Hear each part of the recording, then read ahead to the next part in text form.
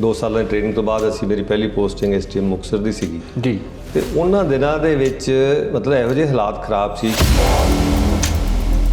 1984 ਜਦੋਂ ਸਭ ਤੋਂ ਜ਼ਿਆਦਾ ਕ੍ਰੂਸ਼ੀਅਲ ਟਾਈਮ ਸੀ ਪੰਜਾਬ, ਉਦੋਂ ਅਸੀਂ ਫੀਲਡ 'ਚ ਆਏ। ਗਿਆਨੀ ਦੇ ਜਿਹੜੇ ਨੈਪਟੂ MLA ਸੀਗੇ ਬਸੰਤ ਸਿੰਘ, ਉਹਨਾਂ ਨੂੰ ਇਹ ਮੈਸੇਜ ਦਿੱਤਾ ਵੀ ਤੁਸੀਂ ਸਾਨਾਂ ਦੇ ਭੇਟ ਦੇ ਵਿੱਚ ਮੁੰਡਾ ਨਾ ਕਿਤੇ ਮਰਵਾ ਲਿਓ ਜੀ, ਵੀ ਇਹਨਾਂ ਤੁਸੀਂ ਇਹਨੂੰ ਮੁਕਤਸਰ ਕਿਉਂ ਦਿੱਤਾ। ਪੋਲੀਟੀਕਲ ਤੌਰ ਤੇ ਵੀ ਬੜੇ ਕਹਿੰਦੇ ਇਦਾਂ ਦੇ ਫੈਸਲੇ ਲਏ ਗਏ ਜਿਹੜੇ ਪੰਜਾਬ ਦੇ ਵਿਰੁੱਧ ਚਲੇ ਗਏ। ਉਸ ਵੇਲੇ ਵੀ ਉਹ ਬੜਾ ਕ੍ਰੂਸ਼ੀਅਲ ਟਾਈਮ ਸੀਗਾ ਕਿ ਇਦਾਂ ਦੀਆਂ ਚੀਜ਼ਾਂ ਵੀ ਹੋਈਆਂ, ਤੁਹਾਡੇ ਸਾਹਮਣੇ ਵੀ ਹੋਈਆਂ ਇਦਾਂ ਦੀਆਂ ਚੀਜ਼ਾਂ ਕਿ ਜਿਹੜੀਆਂ ਨਹੀਂ ਹੋਣੀਆਂ ਚਾਹੀਦੀਆਂ ਸੀ। ਜਿਹੜਾ ਆਪਰੇਸ਼ਨ ਬਲੂ ਸਟਾਰ ਹੈਗਾ ਉਹ ਅਵਾਇਡੇਬਲ ਸੀ। ਅਜੇ ਮੈਨੂੰ 1.5 ਮਹੀਨੇ ਹੋਇਆ ਸੀਗਾ ਤੇ ਉੱਥੇ ਚੱਕਰੀ ਬਾਜ਼ਾਰ ਦੇ ਵਿੱਚ ਬੰਬ ਬਲਾਸਟ ਹੋਇਆ ਤੇ ਗੁਰਦੁਆਰੇ ਨੂੰ ਦੇ ਗੇਟ ਨੂੰ ਅੱਗ ਲਾਤੀ। ਇੱਕ ਬੰਦਾ ਉੱਥੇ ਟਾਇਰ ਪਾ ਕੇ ਛੱਡ ਦਿੱਤਾ। ਸਾਨੂੰ ਖੈਰ ਬਹੁਤ ਹੁੱਜਾਂ ਵੀ ਪਈਆਂ, ਗਾਲਾਂ ਵੀ ਪਈਆਂ, ਸਭ ਕੁਛ ਹੈ, ਪਰ ਅਸੀਂ ਉੱਥੇ ਜਾ ਕੇ ਮੌਕਾ ਸੰਭਾਲਿਆ। ਜਿਹੜੇ ਇੰਜਰਡ ਸੀ ਕਿ ਤੁਹਾਡੇ ਤੇ ਵੀ ਜਾਨੀ ਤੌਰ ਤੇ ਹਮਲੇ ਹੋਏ ਉਸ ਸਮੇਂ ਦੇ ਦੌਰਾਨ, ਕਿ ਇਹ ਸਮਾਂ ਤੁਹਾਡੇ ਲਈ ਆਸਾਨ ਰਿਹਾ ਉੱਦਾਂ? ਇਹ ਦੇ use to go to the extent ਕਿ ਕਰਮੇਸ਼ਨ ਗਰਾਊਂਡ ਦੇ ਵਿੱਚ ਵੀ ਬੰਬ ਲਾਉਂਦੇ ਸੀ। ਬਟਾਲੇ ਦੇ ਕੋਲ ਜਾਣਾ ਸੀ ਕਿਸੇ ਪਿੰਡ ਤੇ, ਮੈਨੂੰ SSP ਬਟਾਲਾ ਉਹ ਕਹਿੰਦੇ ਜੀ ਬਿਲਕੁਲ ਨਹੀਂ ਜਾਣਾ, ਉੱਥੇ ਬਹੁਤ ਬੁਰਾ ਹਾਲ। ਮੈਂ ਕਿਹਾ ਤੁਸੀਂ ਰਹਿਣ ਦਿਓ, ਮੈਂ ਤਾਂ ਜਾਊਂ। ਕਿ ਲੁਧਿਆਣਾ ਜਿੱਥੇ ਮਾਨਚੈਸਟਰ ਆ ਪੰਜਾਬ ਦਾ, ਪਰ ਨਾਲ ਦੀ ਨਾਲ ਇਹ ਵੀ ਰਹੀ ਇਤਰਾਜ਼ਦੀ ਕਿ ਕ੍ਰਾਈਮ ਰੇਟ ਵੀ ਸਭ ਤੋਂ ਜ਼ਿਆਦਾ ਉੱਥੇ ਹੈ। ਤੇ ਸ਼ਾਇਦ ਇਹ ਗੱਲ ਅਫਵਾਹ ਫੈਲ ਗਈ ਵੀ ਇਹਦਾ ਮੁੰਡੇ ਜਿਹਨੂੰ ਫੜਾਤਾ ਜ਼ਿਲ੍ਹਾ ਤੇ ਵੀ ਐਮੇਚੋਰ ਹੈਗਾ ਤੇ ਆਇਆ ਗੁਰਦਾਸਪੁਰੋਂ ਹੈ, ਸਮਝਦਾ ਆਪਦੇ ਆਪ ਨੂੰ ਪਤਾ ਨਹੀਂ ਕੀ ਹੈ ਤੇ ਵੀ ਇਹ ਸਾਨੂੰ ਰੋਕ। ਇੱਕ ਦਿਨ ਫੌਜੀ ਮਹੱਲੇ ਦੇ ਵਿੱਚ ਬਲਾਸਟ ਹੋ ਗਿਆ, 12-13 ਬੰਦੇ ਮਰ ਗਏ ਜੀ। ਅਸੀਂ ਉੱਥੇ ਗਏ ਤੇ ਜਿਹੜਾ CMC ਹਸਪੀਟਲ ਹੈ ਉੱਥੇ ਐਡਾ ਕੁ ਵੱਡਾ ਰੋਹ ਹੋਇਆ। ਸਾਨੂੰ ਡਾਕਟਰਾਂ ਨੇ ਬੈਕ ਡੋਰ ਦੇ ਵਿੱਚੋਂ ਕੱਢਿਆ ਤੇ ਤੁਹਾਨੂੰ ਲੋਕ ਲਿੰਚ ਕਰਦੇ ਨੇ। ਇੱਕ ਵਾਰੀ ਤਾਂ ਖੰਨੇ ਉਹਨਾਂ ਨੇ ਮਤਲਬ ਟਰੱਕ ਲੈ ਕੇ ਉਹਦੀ ਬੈਕ ਮਾਰ ਕੇ ਆਪਣਾ ਥਾਣਾ ਭੰਨਤਾ। ਜਿੱਥੇ ਕਿ ਯੂਥ ਦੂਸਰੇ ਪਾਸੇ ਮੋਬਿਲਾਈਜ਼ ਹੋਇਆ, ਉੱਥੇ ਖੇਡਾਂ ਵਾਲੇ ਪਾਸੇ ਨੂੰ ਵੀ ਇੱਕ ਰੁਚੀ ਵਧਾਉਣ ਦੀ ਕੋਸ਼ਿਸ਼ ਕਰਨੀ। ਉਹ ਸਮਾਂ ਕਿਹੋ ਜਿਹਾ ਸੀਗਾ ਤੁਹਾਡਾ? ਉੱਥੇ ਸਾਡੇ ਜਾਣ ਤੋਂ ਪਹਿਲਾਂ ਜੀ 6 ਮਹੀਨੇ ਪਹਿਲਾਂ ਉਹਨਾਂ ਨੇ ਬੰਬ ਪਲਾਂਟ ਕਰ ਪਹਿਲਾਂ ਸਟੇਜ ਦੇ ਨੀਚੇ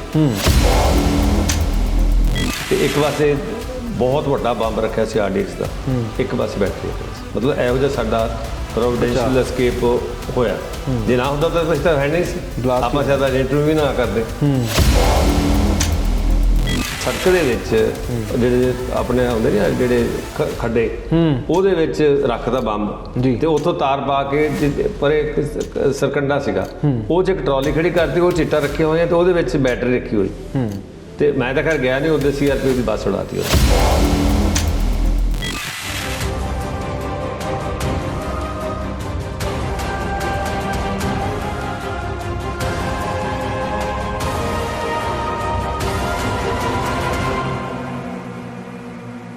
ਪ੍ਰੋਗਰਾਮ ਅਫਸਰਸ਼ਾਹ, ਤੁਹਾਡਾ ਦੋਸਤ ਤੁਹਾਡੇ ਨਾਲ ਮੁਖਾਤਿਬ ਹੈ ਹਰਦੀਪ ਸਿੰਘ ਭੋਗਲ। ਅੱਜ ਅਸੀਂ ਇੱਕ ਅਜਿਹੇ ਅਫਸਰ ਦੇ ਨਾਲ ਗੱਲਬਾਤ ਕਰਨੀ ਹੈ ਜਿਸ ਦੇ ਵਿੱਚੋਂ ਅਸੀਂ ਕਹਿੰਦੇ ਹੁੰਦੇ ਕਿ ਬਹੁਤ ਸਾਰੇ ਵੱਖ-ਵੱਖ ਮਹਿਕਮਿਆਂ ਦੇ ਵਿੱਚ ਉਹਨਾਂ ਨੂੰ ਕੰਮ ਕਰਨ ਦਾ ਮੌਕਾ ਮਿਲਿਆ। ਪੰਜਾਬ ਦੇ ਵਿੱਚ, ਪੰਜਾਬ ਦੇ ਅਜਿਹੇ ਹਾਲਾਤਾਂ ਦੇ ਵਿੱਚ ਇਸ ਵਕਤ ਅਸੀਂ ਕਿਉਂ ਖੜ੍ਹੇ ਹਾਂ, ਬਹੁਤ ਸਾਰੇ ਸਵਾਲ ਅਕਸਰ ਹੁੰਦੇ ਨੇ, ਪਰ ਅਸੀਂ ਝਾਤੀ ਮਾਰਨ ਦੀ ਕੋਸ਼ਿਸ਼ ਕਰ ਰਹੇ ਹਾਂ ਪੁਰਾਣੇ ਸਮੇਂ ਦੇ ਵਿੱਚ, ਕਿਉਂਕਿ ਇਹ ਸਾਰਾ ਕੁਝ ਇੱਕ ਦਿਨ ਦੇ ਵਿੱਚ ਨਹੀਂ ਹੋ ਗਿਆ। ਪੰਜਾਬ ਜਿਨ੍ਹਾਂ ਦੇ ਹਾਲਾਤਾਂ ਦੇ ਵਿੱਚ ਪਹੁੰਚਿਆ ਹੋਇਆ, ਕਿਉਂਕਿ ਅੱਜ ਦੀ ਤਰਾਸਦੀ ਦੀ ਗੱਲ ਕਰੀਏ ਤਾਂ ਇਹ ਹੈ ਕਿ ਕੋਈ ਵੀ ਨੌਜਵਾਨ ਪੀੜ੍ਹੀ ਦੇ ਵਿੱਚੋਂ ਇੱਥੇ ਰਹਿਣਾ ਨਹੀਂ ਚਾਹੁੰਦਾ। ਬਹੁਤ ਘੱਟ ਨੌਜਵਾਨ ਨੇ ਜਿਹੜੇ ਕਹਿੰਦੇ ਕਿ ਅਸੀਂ ਪੰਜਾਬ 'ਚ ਰਹਾਂਗੇ, ਪੰਜਾਬ ਦਾ ਵਿਕਾਸ ਕਰਾਂਗੇ, ਪਰ ਜ਼ਿਆਦਾ ਅਸੀਂ ਦੇਖਦੇ ਹਾਂ ਭੀੜ ਆਇਲਸ ਸੈਂਟਰਾਂ ਦੇ ਬਾਹਰ ਲੱਗੀ ਹੋਈ ਆ। ਹਰੇਕ ਬੰਦਾ, ਹਰੇਕ ਨੌਜਵਾਨ ਵਿਦੇਸ਼ ਜਾਣ ਦੀ ਚਾਹ ਰੱਖ ਰਿਹਾ ਹੈਗਾ। ਪਰ ਇਹ ਕਿਉਂ ਹਾਲਾਤ ਬਣੇ? ਅੱਜ ਉਹਨਾਂ ਹਾਲਾਤਾਂ ਨੂੰ ਖੰਗਾਲਣ ਦੀ ਕੋਸ਼ਿਸ਼ ਕਰ ਰਹੇ ਹਾਂ। ਸਾਡੇ ਨਾਲ ਸਾਬਕਾ IAS SS ਚੰਨੀ ਜੀ ਨੇ, ਗੱਲਬਾਤ ਕਰਨੀ ਹੈ ਅਤੇ ਸਮਝਣਾ ਹੈਗਾ ਕਿ ਆਪਣੇ ਸਮੇਂ ਦੇ ਦੌਰਾਨ ਕਿਹੜੀਆਂ ਅਜਿਹੀਆਂ ਚੀਜ਼ਾਂ ਦੇਖੀਆਂ ਜਿਹੜੀਆਂ ਨਹੀਂ ਹੋਣੀਆਂ ਚਾਹੀਦੀਆਂ ਸੀ, ਕਿਹੜੀਆਂ ਚੀਜ਼ਾਂ ਅਜਿਹੀਆਂ ਜਿਹੜੀਆਂ ਕੀਤੀਆਂ ਨੇ ਪਰ ਉਹਨਾਂ ਦੇ ਫਲ ਸ਼ਾਇਦ ਸਿਆਸੀ ਕਾਰਨਾਂ ਕਰਕੇ ਨਹੀਂ ਮਿਲੇ। ਸਰ, ਸਭ ਤੋਂ ਪਹਿਲਾਂ ਬਹੁਤ ਬਹੁਤ ਸਵਾਗਤ ਤੁਹਾਡਾ। ਬਹੁਤ ਬਹੁਤ ਮਿਹਰਬਾਨੀ ਹਰਦੀਪ ਜੀ, ਔਰ ਤੁਹਾਡਾ ਅਤੇ ਤੁਹਾਡੀ ਟੀਮ ਔਰ ਤੁਹਾਡੇ ਸਾਰੇ ਸਰੋਤਿਆਂ ਦਾ ਮੈਂ ਬਹੁਤ ਬਹੁਤ ਮਸ਼ਕੂਰ ਹੈ ਕਿ ਤੁਸੀਂ ਮੈਨੂੰ ਇਸ ਦੇ ਲਾਇਕ ਸਮਝਿਆ ਕਿ ਮੇਰਾ ਜਿਹੜਾ ਤਜਰਬਾ ਰਿਹਾ ਕੋਈ 40 ਈਅਰਸ ਦੇ ਕਰੀਬ ਦੀ IAS ਫਿਰ ਚੀਫ ਇਨਫੋਰਮੇਸ਼ਨ ਕਮਿਸ਼ਨਰ ਪੰਜਾਬ, ਉਹ ਕਿਸੇ ਕੰਮ ਦਾ ਹੈਗਾ ਜਾਂ ਲੋਕਾਂ ਦੇ ਕੰਮ ਆ ਸਕਦਾ ਹੈ ਜਾਂ ਉਹਦੀ ਕੋਈ ਵਿਆਖਿਆ ਕਰਕੇ ਅਸੀਂ ਕੋਈ ਉਹ ਤੋਂ ਸੇਧ ਲੈ ਸਕਦੇ। ਬਿਲਕੁਲ ਸਰ, ਜਦੋਂ ਅਸੀਂ ਤੁਹਾਡੀ ਗੱਲ ਕਰੀਏ ਵੱਖ-ਵੱਖ ਅਹੁਦਿਆਂ ਤੇ ਰਹੇ ਹੋ, ਵੱਖ-ਵੱਖ ਥਾਵਾਂ ਤੇ ਰਹੇ ਹੋ। ਇਹ ਸਫ਼ਰ ਨੂੰ ਜੇ ਕੁਝ ਸ਼ਬਦਾਂ ਦੇ ਵਿੱਚ ਪਹਿਲਾਂ ਆਪਾਂ ਸੰਜੋਣਾ ਹੋਵੇ, ਕਿਹੋ ਜਿਹਾ ਸਫ਼ਰ ਰਿਹਾ ਇਹ? ਹਰਦੀਪ ਜੀ, ਬਹੁਤ ਸਫ਼ਰ ਕਈ ਤਰ੍ਹਾਂ ਦਾ ਰਿਹਾ ਹੈ, ਕਿਉਂਕਿ ਮੈਂ ਤੁਹਾਨੂੰ ਦੱਸਾਂ, ਜਦੋਂ ਮੈਂ IAS 'ਚ ਆਇਆ ਤੇ 84 ਦੇ ਵਿੱਚ 2 ਸਾਲਾਂ ਦੀ ਟ੍ਰੇਨਿੰਗ ਤੋਂ ਬਾਅਦ ਅਸੀਂ ਮੇਰੀ ਪਹਿਲੀ ਪੋਸਟਿੰਗ STM ਮੁਕਤਸਰ ਦੀ ਸੀਗੀ ਜੀ। ਤੇ ਉਹਨਾਂ ਦਿਨਾਂ ਦੇ ਵਿੱਚ ਮਤਲਬ ਇਹੋ ਜਿਹੇ ਹਾਲਾਤ ਖਰਾਬ ਸੀ, ਕਿਉਂਕਿ ਸਾਰੀਆਂ ਖਬਰਾਂ ਚੰਡੀਗੜ੍ਹ ਤੋਂ ਲੱਗਦੀਆਂ ਸੀ ਪ੍ਰੈਸ ਦੇ ਵਿੱਚ ਜੀ। ਤੇ ਜਿਹੜੇ ਬਾਹਰਲੇ ਮੁੰਡੇ ਸੀਗੇ ਬਾਹਰਲੀਆਂ ਸਟੇਟਾਂ ਦੇ, ਉਹ ਪੰਜਾਬ ਕਾਡਰ ਨੂੰ ਆਪਟ ਕਰਨ ਤੋਂ ਡਰਦੇ ਸੀ, ਝਿਜਕਦੇ ਸੀ ਤੇ ਡਰਦੇ ਸੀ ਤੇ ਕੋਈ ਆਉਣਾ ਵੀ ਨਹੀਂ ਚਾਹੁੰਦਾ ਸੀ। ਔਰ ਕਈ ਸਾਲ IPS ਦੇ ਵਿੱਚ ਤਾਂ ਕੋਈ ਆਇਆ ਵੀ ਜੀ। ਸੋ ਇਹੋ ਜਿਹੇ ਹਾਲਾਤ ਸੀਗੇ, ਪਰ ਅਸੀਂ ਤਾਂ ਚਲੋ ਇਸ ਧਰਤੀ ਤੇ ਜਾਏ ਸੀਗੇ ਜੀ। ਤੇ ਸਾਨੂੰ ਤਾਂ ਕੋਈ ਇਦਾਂ ਦਾ ਨਹੀਂ ਸੀਗਾ, ਅਸੀਂ ਆ ਗਏ। ਪਰ ਮੈਂ ਤੁਹਾਨੂੰ ਦੱਸਦਾ ਕਿ ਜਦੋਂ ਮੈਂ ਜੁਆਇਨ ਕੀਤਾ ਉੱਥੇ ਮੁਕਤਸਰ, ਤੇ ਉਦੋਂ ਰਾਈਟਸ ਹੋ ਗਏ 84 ਦੇ ਜਿਹੜੇ ਨਵੰਬਰ ਦੇ ਰਾਈਟ ਸੀਗੇ। ਤੇ ਪਰ ਅਸੀਂ ਇੰਨੇ ਕੁ ਚੁਕੰਨੇ ਰਹੇ, ਹਾਲਾਂਕਿ 3000 ਤੋਂ ਉੱਪਰ ਕਤਲ ਹੋ ਗਿਆ। ਤੇ ਇੱਥੇ ਸਾਰੇ ਪੰਜਾਬ ਦੇ ਵਿੱਚ ਜਾਂ ਕਿਸੇ ਵੀ ਹਿੱਸੇ ਦੇ ਵਿੱਚ ਕਿਸੇ ਨੇ ਉਹ ਤੱਕ ਜਾਂ ਚਪੇਟ ਤੱਕ ਨਹੀਂ ਮਾਰੀ। ਤੋ ਦੈਟ ਵਾਸ ਦੀ ਜਿਹੜੀ ਸਾਡੀ ਉਦੋਂ ਦੀ ਐਡਮਿਨਿਸਟ੍ਰੇਸ਼ਨ ਹੈ। ਤੁਹਾਡੀ ਜੁਆਇਨਿੰਗ ਜਾਨੀ ਕਿ 82 ਦੀ ਸੀ? 82 ਟ੍ਰੇਨਿੰਗ 2 ਸਾਲ ਦੀ ਹੁੰਦੀ ਹੈ। ਉਸ ਤੋਂ ਬਾਅਦ ਰੈਗੂਲਰ ਪੋਸਟਿੰਗ ਜਿਹੜੀ ਸਾਡੀ ਪਹਿਲੀ ਉਹ ਐਜ਼ SDM ਹੁੰਦੀ ਹੈ। ਟ੍ਰੇਨਿੰਗ ਤੋਂ ਬਾਅਦ 2 ਸਾਲਾਂ ਦੀ 1 ਸਾਲ ਦੀ ਟ੍ਰੇਨਿੰਗ ਹੁੰਦੀ ਹੈ ਸਟੇਟ ਦੇ ਵਿੱਚ, ਜਦੋਂ ਤੁਸੀਂ ਸਾਰੀ ਐਡਮਿਨਿਸਟ੍ਰੇਸ਼ਨ ਨੂੰ ਦੇਖਦੇ ਆ। 1 ਸਾਲ 2 ਫੇਜ਼ ਦੇ ਵਿੱਚ ਮਸੂਰੀ ਹੁੰਦੀ ਹੈ। ਜਾਣੀ ਕਿ 1984 ਜਦੋਂ ਸਭ ਤੋਂ ਜ਼ਿਆਦਾ ਕ੍ਰੂਸ਼ੀਅਲ ਟਾਈਮ ਸੀ ਪੰਜਾਬ, ਉਦੋਂ ਅਸੀਂ ਫੀਲਡ 'ਚ ਆਏ। ਮੇਰੀ ਫਸਟ ਪੋਸਟਿੰਗ ਹੋਈ ਉਸ ਵੇਲੇ। ਤੁਸੀਂ ਮੁਕਤਸਰ ਦੇ ਵਿੱਚ ਆਪਣੀ ਸੇਵਾਵਾਂ ਦੇਣੀਆਂ ਸ਼ੁਰੂ ਕੀਤੀਆਂ? ਬਿਲਕੁਲ ਸਰ। ਉਹ ਸਫ਼ਰ ਮੈਨੂੰ ਲੱਗਦਾ ਕਿ ਬੜਾ ਅਹਿਮ ਰਿਹਾ ਹੋਊਗਾ, ਕਿਉਂਕਿ ਇੱਕ ਹਿਸਾਬ ਨਾਲ ਪਰਖ ਉਦੋਂ ਹੁੰਦੀ ਹੈ, ਜਦੋਂ ਫੌਜੀ ਦੀ ਪਰਖ ਉਦੋਂ ਹੁੰਦੀ ਹੈ ਜਦੋਂ ਮੈਦਾਨ ਦੇ ਵਿੱਚ ਲੜਾਈ ਲੱਗੀ ਹੋਵੇ, ਤਾਂ IAS ਅਫਸਰ ਦੀ ਪਹਿਚਾਣ ਉਦੋਂ ਹੁੰਦੀ ਹੈ ਜਦੋਂ ਸਭ ਤੋਂ ਕ੍ਰੂਸ਼ੀਅਲ ਟਾਈਮ ਹੋਵੇ। ਉਹ ਟਾਈਮ ਕਿੱਦਾਂ ਲੰਘਿਆ ਤੁਹਾਡਾ 1984? ਮੈਂ ਤੁਹਾਨੂੰ ਬੜੀ ਇੰਟਰਸਟਿੰਗ ਗੱਲ ਦੱਸਦਾ ਕਿ ਮੈਂ I am married to Giani ji's granddaughter, ਤੇ ਉਹਨਾਂ ਦੀ ਡਾਟਰ ਦੇ ਨਾਲ। ਤੇ ਚਲੋ ਮਤਲਬ ਕਾਂਗਰਸ ਫੈਮਿਲੀ ਦੇ ਵਿੱਚ ਮੈਂ ਮੈਰਿਡ ਸੀਗਾ। ਮੈਂ ਬਾਅਦ 'ਚ ਵੀ ਕਲੈਰੀਫਾਈ ਬਰੀ ਕੀਤਾ ਕਿ ਮੈਂ ਮੈਰਿਡ ਕਾਂਗਰਸ ਫੈਮਿਲੀ ਸੀਗਾ, ਪਰ ਮੈਂ ਕਾਂਗਰਸ ਪਾਰਟੀ ਨਾਲ ਮੈਰਿਡ ਨਹੀਂ ਸੀ। ਤੇ ਉਹ ਕੀ ਹੋਇਆ ਕਿ ਉਦੋਂ ਉਹਦੇ ਜਿਹੜਾ ਮੁਕਤਸਰ ਜਿਹੜੀ ਸਬ ਡਿਵੀਜ਼ਨ ਹੁਣ ਜ਼ਿਲ੍ਹਾ ਬਣ ਗਿਆ ਐਜ਼ ਇਟ ਇਜ਼ ਜੀ, ਉਹਦੇ ਵਿੱਚ ਆਪਣਾ ਹਰਚਰਨ ਸਿੰਘ ਬਰਾੜ, ਸਰਦਾਰ ਪ੍ਰਕਾਸ਼ ਸਿੰਘ ਬਾਦਲ ਤੇ ਜਗਮੀਤ ਸਿੰਘ ਬਰਾੜ ਜੀ, ਇਹ ਬੜੇ ਵੱਡੇ ਚਿਹਰੇ ਸੀ, ਵੱਡੇ ਨਾਮ ਸੀ।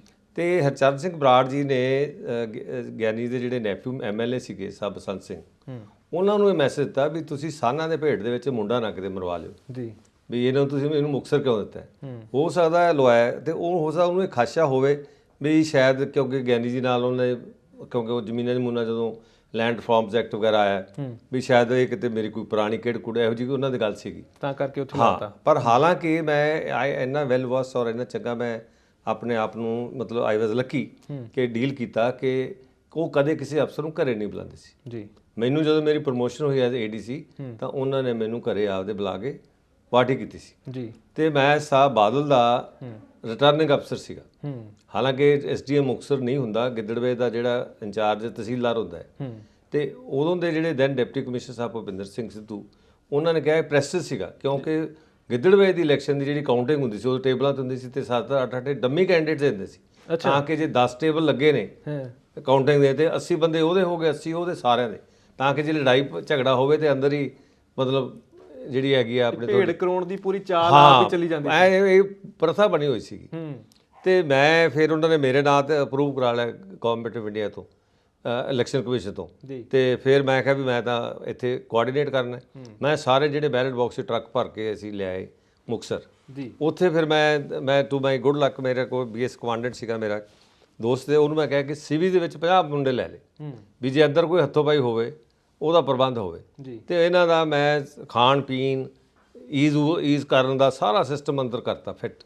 ਜਿਹੜਾ ਬੰਦਾ ਅੰਦਰ ਬਾਹਰ ਕੋਈ ਬੰਦਾ ਅੰਦਰ ਬਾਹਰ ਨਹੀਂ ਹੋ ਸਕਦਾ ਜੀ। ਤੇ ਅੰਦਰ ਪੂਰਾ ਕਰ ਲਿਆ। ਤੇ ਜਿਹੜਾ ਜਨਰੇਟਰ ਵੀ ਸੀ, ਉਦੋਂ ਤਾਂ ਇੰਨੀ ਬਿਜਲੀ ਘੱਟ ਅਵੇਲੇਬਲ ਨਹੀਂ ਸੀ, ਹੁਣ ਕਰਨੀ ਸੀਗੀ।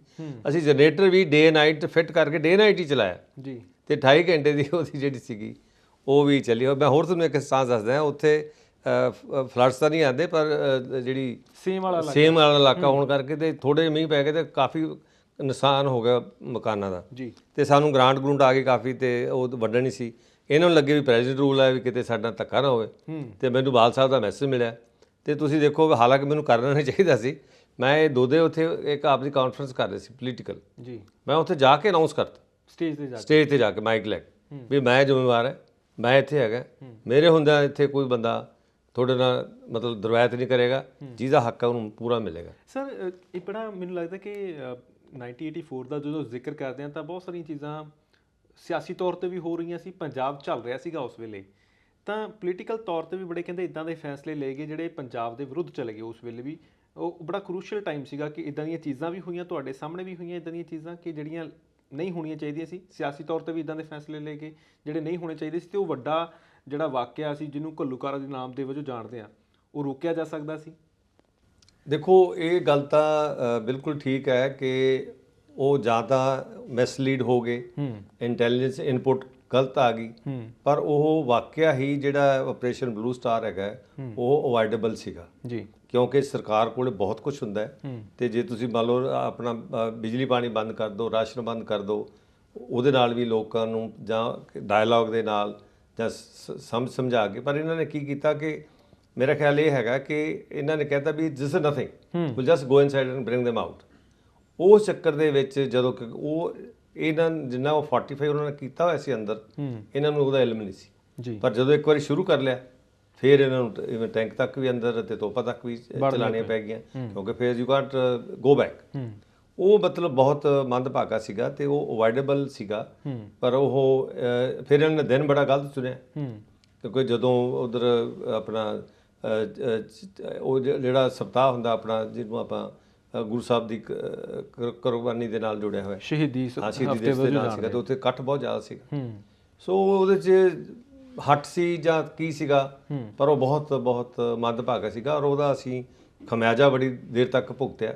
ਮੈਂ 1990 ਦੇ ਵਿੱਚ ਆ ਕੇ ਫਿਰ ਮੈਂ ਪਹਿਲਾਂ ਡਿਪਟੀ ਕਮਿਸ਼ਨਰ ਗੁਰਦਾਸਪੁਰ ਲੱਗਿਆ, ਅਜੇ ਮੈਨੂੰ 1.5 ਮਹੀਨੇ ਹੋਇਆ ਸੀਗਾ, ਤੇ ਉੱਥੇ ਚੱਕਰੀ ਬਾਜ਼ਾਰ ਦੇ ਵਿੱਚ ਬੰਬ ਬਲਾਸਟ ਹੋਇਆ, ਤੇ ਮਤਲਬ ਇੰਨੇ ਹਾਲਾਤ ਖਰਾਬ ਸੀ। ਜਦੋਂ ਮੈਂ ਉੱਥੇ ਗਿਆ ਤੇ ਮੈਨੂੰ ਕਹਿੰਦੇ ਜੀ ਤੁਸੀਂ ਅੰਦਰ ਨਹੀਂ ਜਾ ਸਕਦੇ, ਜਿਹੜੇ ਉੱਥੋਂ ਦੇ ਆਪਣੇ ਹਿੰਦੂ ਕਮਿਊਨਿਟੀ ਦੇ ਲੀਡਰ ਸੀਗੇ, ਇੱਕ ਗੁਰਦੁਆਰੇ ਨੂੰ ਦੇ ਗੇਟ ਨੂੰ ਅੱਗ ਲਾਤੀ, ਇੱਕ ਬੰਦਾ ਉੱਥੇ ਟਾਇਰ ਪਾ ਕੇ ਛੱਡ ਦਿੱਤਾ, ਪਰ ਮੈਂ ਹੱਟ ਕਰਕੇ ਗਿਆ। ਉਹਨਾਂ ਨੇ ਕਿਹਾ ਤੁਸੀਂ ਨਾ ਆਓ, ਤੁਹਾਡਾ ਬਹੁਤ ਨੁਕਸਾਨ ਹੋਊਗਾ। ਮੈਂ ਕਿਹਾ ਮੇਰਾ ਜੋ ਮਰਜ਼ੀ ਹੋਵੇ, ਮੈਂ ਤਾਂ ਇੱਥੇ ਜਾਣਾ, ਮੈਂ ਡਿਪਟੀ ਕਮਿਸ਼ਨਰ ਔਰ ਮੈਂ ਤੁਹਾਡੇ ਵਾਸਤੇ ਹਾਂ, ਮੈਂ ਤੁਹਾਡੇ ਨਾਲ ਹਾਂ, ਮੈਂ ਤੁਹਾਡੀ ਰਾਖੀ ਕਰਨੀ ਹੈ। ਤੇ ਸਾਨੂੰ ਖੈਰ ਬਹੁਤ ਹੁੱਜਾਂ ਵੀ ਪਈਆਂ, ਗਾਲਾਂ ਵੀ ਪਈਆਂ, ਸਭ ਕੁਛ ਆ, ਪਰ ਅਸੀਂ ਉੱਥੇ ਜਾ ਕੇ ਮੌਕਾ ਸੰਭਾਲਿਆ। ਜਿਹੜੇ ਇੰਜਰਡ ਸੀ ਅੰਮ੍ਰਿਤਸਰ ਸ਼ਿਫਟ ਕੀਤੇ, ਸਾਰਾ ਕੁਝ ਉੱਥੇ, ਜੋ ਆਪਣੇ ਪਿੱਛੋਂ ਲੋਕ ਹੀ ਕਹਿੰਦੇ ਵੀ ਇੱਥੇ ਆ ਨਹੀਂ ਸੀ, ਉਹ ਨਹੀਂ ਸੀ, ਮੈਂ ਫਿਰ ਉੱਥੇ ਲੋਕਲ ਕਮੇਟੀ ਬਣਾਤੀ, ਪੈਸੇ ਉਹਨਾਂ ਨੂੰ ਰੈੱਡ ਕਰਾਸ ਦਿੱਤੇ, ਸਰਕਾਰ ਤੋਂ ਨਹੀਂ ਵੇਟ ਕੀਤੇ ਵੀ ਤੁਸੀਂ ਜੋ ਆਪਰੇਸ਼ਨ ਥੀਏਟਰ ਚਾਹੀਦਾ ਉਹ ਲਓ, ਜੋ ਤੁਹਾਨੂੰ ਸਮਾਨ ਚਾਹੀਦਾ ਤੁਹਾਡੀ ਕਮੇਟੀ ਹੋਊਗੀ, ਤੁਸੀਂ ਕਰੋ ਉਹਨਾਂ।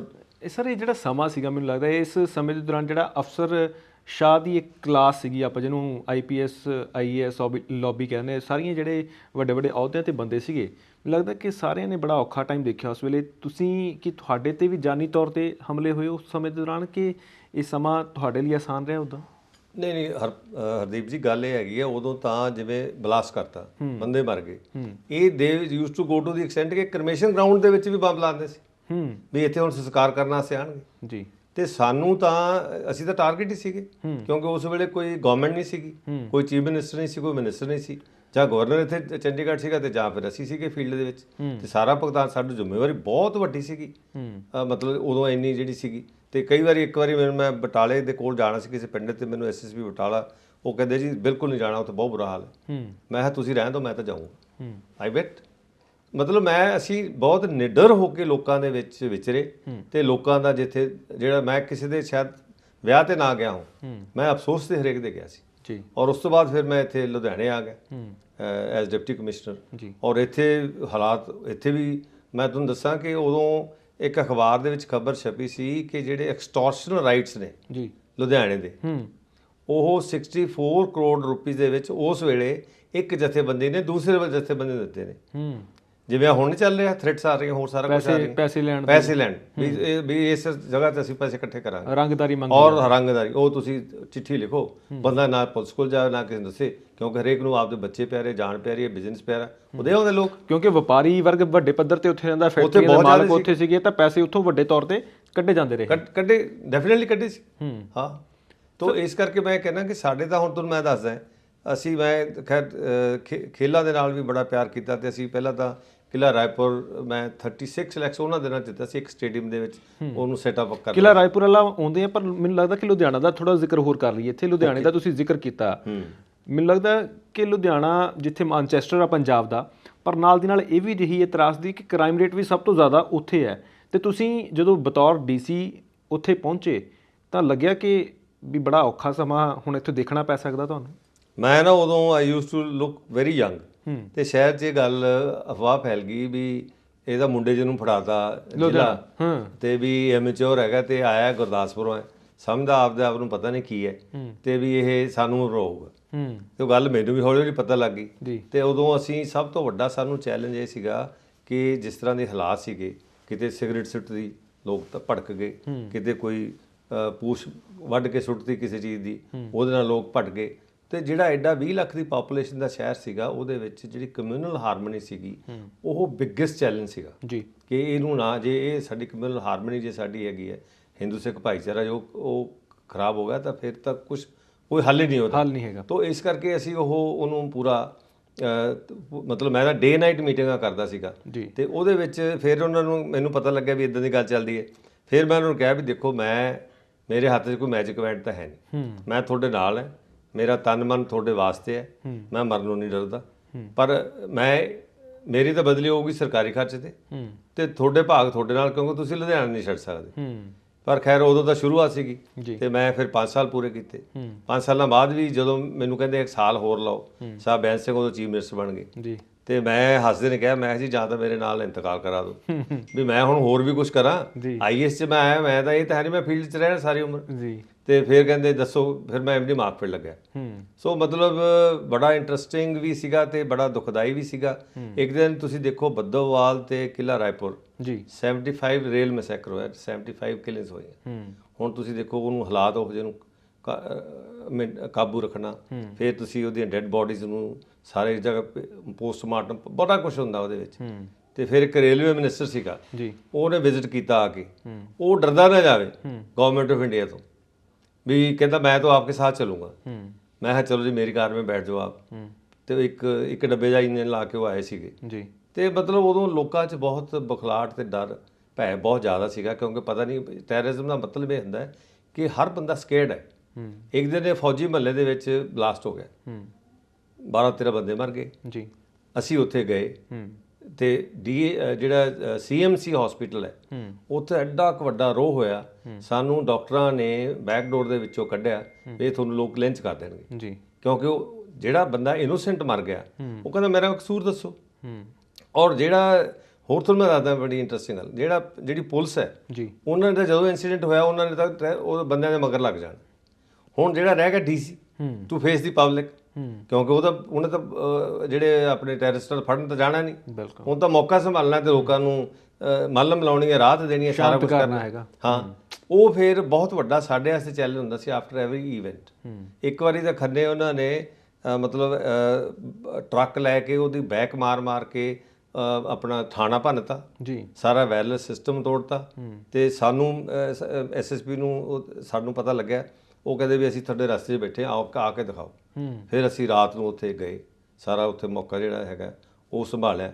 ਫਿਰ ਇੱਕ ਹੋਰ ਬੜੀ ਦੁਖਦਾਈ ਘਟਨਾ ਹੋਈ ਜਦੋਂ ਗੁੜ ਮੰਡੀ ਦੇ ਵਿੱਚ ਪਟਾਕਿਆਂ ਨੂੰ ਅੱਗ ਲੱਗ ਗਈ ਤੇ ਉੱਥੇ ਵੀ 70 ਔਡ ਜਿਹੜੇ ਲੋਕ ਸੀਗੇ, ਇੱਕ ਕਿਸੇ ਨੇ ਉਹ ਪਟਾਕਾ ਚਲਾਉਣ ਦੀ ਖਾਤਰ, ਦਿਖਾਉਣ ਦੀ ਖਾਤਰ ਲਾਈ ਤੇ ਉਹ ਲੱਗ ਗਈ ਅੱਗ। ਫਿਰ ਉੱਥੇ ਤੁਸੀਂ ਦੇਖੋ, ਮੈਂ ਸਾਰੇ ਇਲਾਕੇ ਦੀਆਂ, ਅੱਧੇ ਪੰਜਾਬ ਦੀਆਂ ਜਿਹੜੀਆਂ ਫਾਇਰ ਬ੍ਰਿਗੇਡ ਟੈਂਡਰ ਸੀਗੇ ਉਹ ਮੰਗਾ ਕੇ ਮੈਂ ਘਰੇ ਚਾਹ ਪੀਣ ਵੀ ਨਹੀਂ ਗਿਆ, ਉੱਥੇ ਬੈਠ ਕੇ ਜਿਹੜਾ ਸਾਰਾ ਇੰਤਜ਼ਾਮ ਅੱਗ ਬੁਝਾਉਣ ਦਾ ਤੇ ਹੋਰ ਸੀ, ਬਹੁਤ ਬੁਰਾ ਹਾਲ ਸੀਗਾ। ਉਹ ਫਿਰ ਅਸੀਂ ਉਦੋਂ ਬਾਅਦ ਇਹ ਪਾਲਿਸੀ ਚੇਂਜ ਹੋਈ ਕਿ ਸ਼ਹਿਰ ਦੇ ਵਿੱਚ ਰੱਖ ਕੇ ਤੁਸੀਂ ਪਟਾਕੇ ਨਹੀਂ ਵੇਚ ਸਕਦੇ, ਇਹ ਖੁੱਲ੍ਹੇ ਥਾਂ ਤੇ ਜਿਹੜੇ ਹੈਗੇ ਪਟਾਕੇ ਵਿਕਣੇ ਚਾਹੀਦੇ। ਸਰ ਹੁਣ ਜੇ ਕਿਲ੍ਹਾ ਰਾਏਪੁਰ ਖੇਡਾਂ ਦਾ ਅਸੀਂ ਜ਼ਿਕਰ ਕਰੀਏ, ਮਿਨੀ ਓਲੰਪਿਕਸ ਕਹਿ ਦਿੰਦੇ ਆ ਜਾਂ ਪੰਜਾਬ ਦੀਆਂ ਪੇਂਡੂ ਓਲੰਪਿਕਸ ਵੀ ਕਹਿ ਦਿੰਦੇ ਇਹਨਾਂ ਨੂੰ, ਇਹਦੇ ਨਾਲ ਜਿਹੜਾ ਤੁਹਾਡਾ ਸਿੱਧੇ ਤੌਰ 'ਤੇ ਕਨੈਕਸ਼ਨ ਰਿਹਾ, ਕਿਉਂਕਿ ਆਮ ਤੌਰ 'ਤੇ ਵੀ ਦੇਖਣ ਦੇ ਵਿੱਚ ਆਇਆ ਕਿ ਪੰਜਾਬ ਖੇਡਾਂ 'ਚ ਪਿੱਛੇ ਕਿਉਂ ਰਿਹਾ, ਪੰਜਾਬ ਖੇਡਾਂ 'ਚ ਪਹਿਲਾਂ ਬਹੁਤ ਅੱਗੇ ਸੀਗਾ, ਬਹੁਤ ਸਾਰੀ ਚੀਜ਼ਾਂ ਨਾਲ ਦੀ ਨਾਲ ਚੱਲਦੀਆਂ ਰਹੀਆਂ ਨੇ ਕਿ ਅੱਗੇ ਹੋਇਆ ਪਿੱਛੇ ਹੋਇਆ। ਤੁਹਾਡੀ ਭੂਮਿਕਾ ਉਸ ਸਮੇਂ ਕੀ ਰਹੀ ਹੈ, ਖਾਸ ਕਰਕੇ ਜਦੋਂ ਇੱਦਾਂ ਦਾ ਦੌਰ ਹੋਵੇ, ਜਦੋਂ ਪਤਾ ਕਿ ਹਰ ਵੇਲੇ ਖਤਰਾ ਹੈਗਾ, ਹਰ ਵੇਲੇ ਡਰ ਹੈਗਾ, ਪਰ ਨਾਲ ਦੀ ਨਾਲ ਲੋਕਾਂ ਨੂੰ ਆਪਣੇ ਵੱਲੋਂ ਨਾਲ ਲੈ ਕੇ ਚੱਲਣਾ ਕਿ ਨਹੀਂ ਖੇਡਾਂ ਵੱਲ ਜਾਣਾ ਚਾਹੀਦਾ। ਜਿੱਥੇ ਇੱਕ ਯੂਥ ਦੂਸਰੇ ਪਾਸੇ ਮੋਬਿਲਾਈਜ਼ ਹੋਇਆ, ਉੱਥੇ ਖੇਡਾਂ ਵਾਲੇ ਪਾਸੇ ਨੂੰ ਵੀ ਇੱਕ ਰੁਚੀ ਵਧਾਉਣ ਦੀ ਕੋਸ਼ਿਸ਼ ਕਰਨੀ, ਉਹ ਸਮਾਂ ਕਿਹੋ ਜਿਹਾ ਸੀਗਾ ਤੁਹਾਡਾ? ਮੈਂ ਤੁਹਾਨੂੰ 2 ਇਨਸੀਡੈਂਟ ਦੱਸਦਾ। ਇੱਕ ਤੁਸੀਂ ਕਿਹਾ ਕਿਲ੍ਹਾ ਰਾਏਪੁਰ, ਉਹਨੂੰ it's non as rural Olympics. ਜੀ ਜੀ। ਔਰ ਉੱਥੇ ਜਿਹੜੀਆਂ ਆਪਣੀਆਂ ਬੈਲ ਗੱਡੀਆਂ ਦੀ ਰੇਸ ਤੇ ਹੋਰ ਸਾਰਾ ਕੁਝ ਬਹੁਤ ਕੁਝ ਹੁੰਦਾ ਉੱਥੇ। ਵੱਡੇ ਪੱਧਰ ਤੇ। ਬਹੁਤ ਵੱਡੇ ਪੱਧਰ ਤੇ ਡੀਸੀ ਨੂੰ ਉਹਨੂੰ ਚੇਅਰਮੈਨ ਬਣਾਉਂਦੇ ਨੇ ਆਰਗੇਨਾਈਜ਼ਿੰਗ ਕਮੇਟੀ ਦਾ, ਤੇ ਜਿਹੜੀ ਇਨੈਗੂਰੇਸ਼ਨ ਉਹ ਡੀਸੀ ਕਰਦਾ। ਤੁਸੀਂ ਦੇਖੋ ਇਹੋ ਜਿਹੇ ਹਾਲਾਤ ਸੀਗੇ ਕਿ ਉੱਥੇ ਸਾਡੇ ਜਾਣ ਤੋਂ ਪਹਿਲਾਂ ਜੀ 6 ਮਹੀਨੇ ਪਹਿਲਾਂ ਉਹਨਾਂ ਨੇ ਬੰਬ ਪਲਾਂਟ ਕਰਤਾ ਪਹਿਲਾਂ ਸਟੇਜ ਦੇ ਨੀਚੇ। ਔਰ ਉਹਨੂੰ ਕਿਉਂਕਿ ਬੁੱਲ ਕਾਰਟ ਰੇਸ ਹੁੰਦੀ ਹੈ ਤੇ ਉਹ ਡਿੱਗ ਕਰਨੀਆਂ ਪੈਂਦੀਆਂ ਤਾਰਾਂ, ਜੀ। ਉਹਨਾਂ ਤਾਰ ਡਿੱਗ ਕਰਕੇ ਦੇ other side of the stadium 2 battery ਰੱਖਦੀਆਂ, ਜੇ ਉਹ ਮਤਲਬ ਤਾਰ ਹੀ ਜੋੜਨੀ ਸੀਗੀ ਜੀ। ਉਹ ਕੁਦਰਤੀ ਟੂ ਆਰ ਗੁੱਡ ਲੱਕ, ਉਹ ਜਦੋਂ ਇਹਨਾਂ ਨੇ ਸਾਡੇ ਬੰਦੇ ਨੇ ਪਬਲਿਕ ਐਡਰੈਸ ਸਿਸਟਮ ਦੀ ਤਾਰ ਪਾਈ, ਉਹ ਕ੍ਰਿਸ ਕ੍ਰੋਸ ਕਰ ਗਈ, ਉਹ ਚੇਜ਼ ਕਰ ਲਈ, ਤੇ ਇੱਕ ਪਾਸੇ ਬਹੁਤ ਵੱਡਾ ਬੰਬ ਰੱਖਿਆ ਸੀ RDX ਦਾ, ਇੱਕ ਪਾਸੇ ਬੈਟਰੀਆਂ ਪਈਆਂ ਸੀ। ਮਤਲਬ ਇਹੋ ਜਿਹਾ ਸਾਡਾ ਪ੍ਰੋਵੀਡੈਂਸ਼ੀਅਲ ਐਸਕੇਪ ਹੋਇਆ। ਜੇ ਨਾ ਹੁੰਦਾ ਤਾਂ ਅਸੀਂ ਤਾਂ ਹੈ ਨਹੀਂ ਸੀ, ਆਪਾਂ ਸ਼ਾਇਦ ਅੱਜ ਇੰਟਰਵਿਊ ਵੀ ਨਾ ਕਰਦੇ। ਫਿਰ ਅਸੀਂ ਜਨਰਲ ਮਲਹੋਤਰਾ ਵਾਸ ਦੀ ਗਵਰਨਰ ਜੀ, ਉਹਨੇ ਸਾਡੇ ਜਿਹੜੇ ਅੰਮ੍ਰਿਤਸਰ, ਲੁਧਿਆਣਾ, ਪਟਿਆਲਾ, ਜਲੰਧਰ ਦੇ ਡੀਸੀ ਬੁਲਾਏ ਤੇ ਕਹਿੰਦੇ ਵੀ ਮੈਂ ਇੱਥੋਂ ਕੋਈ ਚੰਗੀ ਖਬਰ ਵੀ ਤਾਂ ਭੇਜੀਏ, ਰੋਜ਼ ਇਹੀ ਖਬਰਾਂ ਜਾਂਦੀਆਂ ਸੀ ਜੀ। ਉਹ ਫਿਰ ਆਪਣਾ ਬਹੁਤ ਵਿਲਿੰਗ ਨਹੀਂ ਸੀਗੇ ਬਾਕੀ, ਤੇ ਹੀ use to call me SS general Malhotra. ਅੱਛਾ ਜੀ। ਕਹਿੰਦੇ SS you want it's me, ਮੈਂ ਸਰ ਆਈ ਲੋਨ। ਮੈਂ ਆ ਗਿਆ। ਪਹਿਲਾਂ ਤਾਂ 88 ਗੇਮਾਂ ਹੋਣੇ ਸੀ, ਪੋਸਟਪੋਨ ਹੋ ਗਈਆਂ, ਤੇ ਜਿਹੜਾ ਸਟੇਡੀਅਮ ਸੀਗਾ ਉਹ ਐਜ਼ ਇਟ ਇਜ਼ ਰਹਿ ਗਿਆ। ਤੁਸੀਂ ਦੇਖੋ ਰਾਤ ਦੇ 3-3 ਵਜੇ ਤੱਕ ਮੈਂ ਬੈਠ ਕੇ ਪਹਿਲਾਂ ਤਾਂ ਸਟੇਡੀਅਮ ਕੰਪਲੀਟ ਕਰਾਇਆ ਸਾਰੀ, ਮਤਲਬ ਜਿੰਨਾ ਇਨਕੰਪਲੀਟ ਸੀਗਾ ਸਿੰਥੈਟਿਕ ਜਿਹੜਾ ਟਰੈਕ ਵਗੈਰਾ ਹੋ। ਕਿਹੜੇ ਈਅਰ ਦੀ ਗੱਲ ਹੈ? 91 ਦੀ ਗੱਲ। 91 ਦੀ। 91 ਹਾਂ। ਫਿਰ ਅਸੀਂ ਤੁਸੀਂ ਦੇਖੋ ਉੱਥੇ ਜਿਹੜਾ ਇਨਡੋਰ ਹਾਲ ਸਾਰਾ ਕੁਝ ਅਸੀਂ ਬਣਾਇਆ। ਫਿਰ ਉਸ ਤੋਂ ਬਾਅਦ ਤੁਸੀਂ ਦੇਖੋ ਕਿ 3500 ਦੇ ਕਰੀਬ ਪਲੇਅਰ ਔਰ 2500 ਦੇ ਕਰੀਬ ਜਿਹੜੇ ਅਫੀਸ਼ੀਅਲ 7 ਦਿਨ ਅਸੀਂ ਰੱਖੇ ਵਿਦਆਊਟ ਟੇਕਿੰਗ ਪੈਨੀ ਫਰਮ ਦੀ ਗਵਰਨਮੈਂਟ। ਮੈਂ 26 ਲੱਖ ਰੁਪਈਆ ਲੋਕਲ ਬੰਦਿਆਂ ਤੋਂ ਲੈ ਕੇ ਉਹ ਆਪਣੀ ਕਮੇਟੀ ਨੂੰ ਦਿੱਤਾ ਵੀ ਤੁਸੀਂ ਇਹਦਾ ਸੰਭਾਲ ਕਰਨਾ, ਸਾਰਾ ਖਾਣ ਪੀਣ ਦਾ ਤੇ ਹੋਰ। ਫੋਟੋ ਫਿਨਿਸ਼ ਕੈਮਰੇ ਦੇ ਨਾਲ ਓਲੰਪਿਕ ਪੈਟਰਨ ਤੇ ਪਹਿਲੀ ਵਾਰੀ ਜਿਹੜੀਆਂ ਪੰਜਾਬ ਰੂਰਲ ਸਪੋਰਟਸ ਹੋਈਆਂ ਸੀਗੀਆਂ। ਔਰ ਉਸ ਦਿਨ ਮੈਂ ਤੁਹਾਨੂੰ ਦੱਸਦਾ, ਜਨਰਲ ਮਲਹੋਤਰਾ ਨੇ ਸਾਹਮਣੇ ਵੱਲ ਉਤਰਨਾ ਸੀ, ਤੇ ਅਸੀਂ ਉਦੋਂ ਕੌਨਵਾਏ ਤੇ ਡੀਕੋਏ 2 ਲੱਗਦੇ ਸੀ ਜੀ, ਵੀ ਤਾਂ ਕਿ ਪਤਾ ਨਾ ਲੱਗੇ ਟੈਰਰਿਸਟ ਨੂੰ ਕਿਹੜੇ 'ਚ ਬੈਠੇ। ਔਰ ਸ਼ੇਰਪੁਰ ਚੌਕ ਦੇ ਵਿੱਚ ਤੁਸੀਂ ਦੇਖੋ ਉਹਨਾਂ ਨੇ 4 ਵੀਲਰ ਖੜਾ ਕੀਤਾ ਤੇ ਇੱਕ ਉਹਦਾ ਟਾਇਰ ਰਿਮੂਵ ਕੀਤਾ, ਇੱਕ ਟੂਲ ਬਾਕਸ ਨਵਾਂ ਲਾਇਆ, ਉਹ RDX ਨਾਲ ਭਰਿਆ, ਤੇ ਅਗਲੇ ਪਾਸੇ ਨਾਲ ਉਹਦੇ ਸੀਗੀ ਕਰਮੇਸ਼ਨ ਰਾਉਂਡ ਤਾਰ ਪਾ ਕੇ ਉਹਦੇ ਵਿੱਚ ਬਹਿ ਗਏ। ਉਹਦੇ ਦਾ ਅਸੀਂ ਜਾਣਾ ਸੀ ਜੀ। ਉਹ ਟੂ ਆਰ ਗੁੱਡ ਲੱਕ ਉੱਥੇ ਮੁੰਡਾ ਇੱਕ ਜਿਹੜਾ ਪੁਲਿਸ ਵਾਲਾ ਪੈਟਰੋਲਿੰਗ ਕਰਦਾ ਸੀ ਦੀਵਾਰ ਦੇ ਨਾਲ, ਉਹਦਾ ਪੈਰ ਤਾਰ 'ਚ ਵੱਜਿਆ। ਉਹ ਜਦੋਂ ਤਾਰ 'ਚ ਵੱਜਿਆ ਤੇ ਉਹ ਡਰ ਕੇ ਭੱਜ ਗਏ, ਨਹੀਂ ਤਾਂ ਉਹਦੇ ਵੀ ਅਸੀਂ ਹੈ ਨਹੀਂ ਸੀ।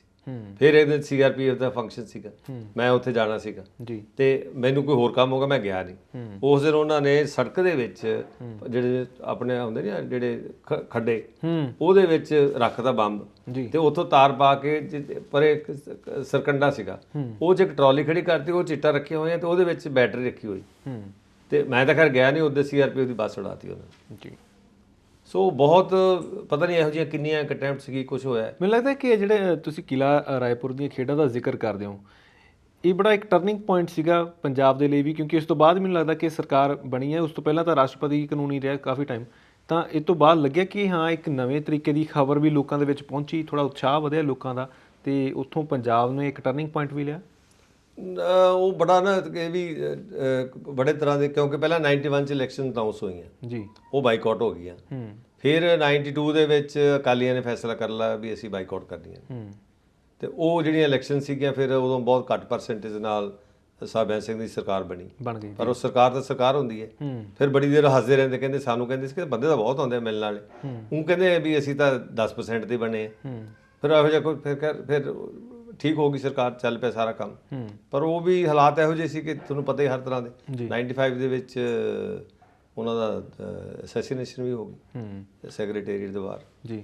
ਇਹ ਸਰ ਜਦੋਂ ਵੱਖ-ਵੱਖ ਸਮੇਂ ਦੇ ਦੌਰਾਨ ਤੁਹਾਨੂੰ ਵੱਖ-ਵੱਖ ਥਾਵਾਂ 'ਤੇ ਕੰਮ ਕਰਨ ਦਾ ਮੌਕਾ ਮਿਲਿਆ, ਹੁਣ ਅਸੀਂ ਥੋੜ੍ਹੀ ਪੰਜਾਬ ਦੀ ਗੱਲ ਕਰ ਲਈਏ, ਕਿਉਂਕਿ ਮੈਂ ਸ਼ੁਰੂਆਤ ਦੇ ਵਿੱਚ ਵੀ ਜ਼ਿਕਰ ਕਰ ਰਿਹਾ ਸੀਗਾ ਕਿ ਜਿਨ੍ਹਾਂ ਹਾਲਾਤਾਂ 'ਚ ਅਸੀਂ ਇਸ ਵੇਲੇ ਹੈਗੇ ਹਾਂ, ਤੁਸੀਂ ਬਤੌਰ ਵੱਖ-ਵੱਖ ਡਿਪਾਰਟਮੈਂਟਾਂ ਦੇ ਆਗੂ ਵਜੋਂ ਕੰਮ ਕਰਦੇ ਰਹੇ, ਤੁਹਾਨੂੰ ਮੈਨੂੰ ਲੱਗਦਾ ਕਿ ਹਰੇਕ ਮਹਿਕਮੇ ਦੇ ਵਿੱਚ ਲਗਭਗ ਕੰਮ ਕਰਨ ਦਾ ਮੌਕਾ ਮਿਲਿਆ। ਜਦੋਂ ਅਸੀਂ ਗੱਲ ਕਰਦੇ ਪੰਜਾਬ ਜਿਨ੍ਹਾਂ ਹਾਲਾਤਾਂ 'ਚ ਇਸ ਵੇਲੇ ਹੈਗਾ, ਜਿਸ ਹਾਲਾਤਾਂ ਦੇ ਵਿੱਚ ਤੁਸੀਂ ਕੰਮ ਕੀਤਾ, ਉੱਥੋਂ ਲੈ ਕੇ ਹੁਣ ਤੱਕ ਦਾ ਜੇ ਅਸੀਂ ਸਫ਼ਰ ਤੈਅ ਕਰਦੇ ਆਈਏ, ਕਿੱਥੇ ਕਿੱਥੇ ਊਣਤਾਈਆਂ ਰਹੀਆਂ ਤੁਹਾਡੇ ਹਿਸਾਬ ਨਾਲ, ਕਮੀਆਂ ਰਹਿ ਗਈਆਂ ਵੀ ਆਲੀਆਂ ਚੀਜ਼ਾਂ ਹੋ ਸਕਦੀਆਂ ਸੀ, ਨਹੀਂ ਹੋਈਆਂ, ਇਸ ਕਰਕੇ ਅਸੀਂ ਇੱਥੇ ਪਹੁੰਚੇ ਹਾਂ ਇਸ ਵੇਲੇ?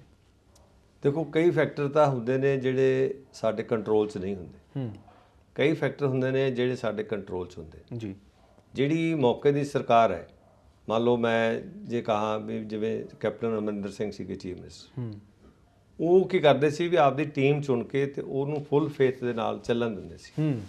ਜੇ ਤੁਸੀਂ ਇਫ ਯੂ ਰਿਮੈਂਬਰ ਇਹ ਆਪਣਾ 2002 ਤੋਂ 2007 ਤੱਕ ਰਹੇ ਤੇ ਉਦੋਂ ਸੀਗਾ ਵੀ ਦੇਖੋ ਜੀ ਕਣਕ ਵੀ ਚੱਕੀ ਗਈ, ਝੋਨਾ ਵੀ ਚੱਕਿਆ ਗਿਆ, ਬਹੁਤ ਵਧੀਆ ਇੰਤਜ਼ਾਮ ਜੀ। ਔਰ ਉਹਨਾਂ ਦੀ ਇੱਕ ਮਿਸਾਲ ਬਣੀ ਵੀ he is a good administrator.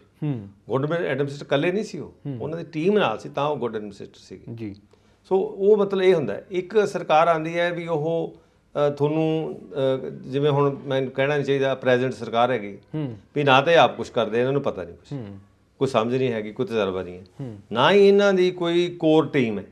Core team ਹੁੰਦੀ ਹਮੇਸ਼ਾ ਕਿਉਂਕਿ ਤੁਹਾਨੂੰ ਹੁੰਦਾ ਵੀ ਕਿਹੜੇ ਅਫਸਰ ਚੰਗੇ ਨੇ, ਕਿਹੜੇ ਕਿੱਦਾਂ ਭਰੋਸੇਯੋਗ ਅਫਸਰ। ਇਹ ਹੁਣ ਤੁਸੀਂ ਦੇਖੋ ਵੀ ਜਿਹੜੇ ਆਪਦੇ ਅਫਸਰ ਲਾਏ ਨੇ ਕਿੰਨੇ ਬਦਲਦੇ ਨੇ, ਕਿਸੇ ਤੇ ਭਰੋਸਾ ਬਣ ਨਹੀਂ ਰਿਹਾ ਕਿਉਂਕਿ ਟੀਮ ਨਹੀਂ ਹੈਗੀ, ਕੋਈ ਬੈਕਗ੍ਰਾਉਂਡ ਨਹੀਂ ਹੈਗੀ, ਕੋਈ ਅਲਾਇੰਸ ਨਹੀਂ ਹੈਗੀ, ਕੋਈ ਇਹਨਾਂ ਦਾ ਮਤਲਬ ਉਹਨਾਂ ਦੀ ਜਿਵੇਂ ਆਪਾਂ ਮੈਂ ਕਹਿੰਦੇ ਵੀ ਜਿਹੜਾ ਆਪਸੀ ਟਿਊਨਿੰਗ ਅੰਡਰਸਟੈਂਡਿੰਗ ਸਾਰਾ ਕੁਝ, ਉਹ ਇੱਕ ਦੂਜੇ ਨੂੰ ਪਤਾ ਨਹੀਂ ਕਿੱਦਾਂ ਦੇਖਦੇ ਨੇ, ਪਰ ਉਹ ਕੋਈ ਗੱਲ ਜਿਵੇਂ ਆਪਣੀ ਇੱਕ ਟੌਪ ਦੀ ਟੀਮ ਨੇ ਤੋਰਨਾ ਹੁੰਦਾ ਸਟੇਟ ਨੂੰ, ਉਹ ਨਹੀਂ ਤੁਰ ਰਹੀ, ਇਹਦੇ 'ਚ ਕੋਈ ਸ਼ੱਕ ਨਹੀਂ ਹੈਗਾ ਜੀ। ਤਾਂ ਇਸ ਤਰ੍ਹਾਂ ਮੈਂ ਤੁਹਾਨੂੰ ਦੱਸਦਾ ਕਿ ਜਿਹੜੀ ਮਤਲਬ ਵੱਖ-ਵੱਖ ਪਾਰਟੀਆਂ ਦੀ ਆਪਣੇ ਆਪਣੇ ਰਾਹ ਹੁੰਦੀ। ਮੈਂ ਫਿਰ ਆ ਕੇ ਇੱਥੇ MD ਹੈਲਥ ਸਿਸਟਮ ਕਾਰਪੋਰੇਸ਼ਨ ਲੱਗ ਗਿਆ, ਉੱਥੇ ਸਾਨੂੰ ਇੱਕ ਵਰਲਡ ਬੈਂਕ ਏਡਡ ਪ੍ਰੋਜੈਕਟ ਮਿਲਿਆ ਸੀ ਜੀ 422 ਕਰੋੜ ਦਾ। ਉਹ ਸੀਗਾ ਕਿ ਜਿਹੜੀ ਸੈਕੰਡਰੀ ਹੈਲਥ ਕੇਅਰ ਹੈ, ਇੱਕ ਆਪਣੀ ਪ੍ਰਾਇਮਰੀ ਹੁੰਦੀ ਪ੍ਰੀਵੈਂਟਿਵ, ਇੱਕ ਸੈਕੰਡਰੀ ਹੁੰਦੀ ਜਿਹੜੀ ਰੀਜ਼ਨੇਬਲ ਜਿਹੜਾ ਦਵਾਈ ਤੇ ਮਾਈਨਰ ਆਪਰੇਸ਼ਨ, ਇੱਕ ਫਿਰ ਟਰਸ਼ਰੀ ਕੇਅਰ ਹੁੰਦੀ ਹੈ ਜਿਵੇਂ PGI ਜਾਂ ਮੈਡੀਕਲ ਕਾਲਜ ਬਹੁਤ ਸੁਪਰ ਸਪੈਸ਼ਲਿਟੀ ਹਸਪੀਟਲ ਦੇ, ਉਹ ਹੁੰਦੀ।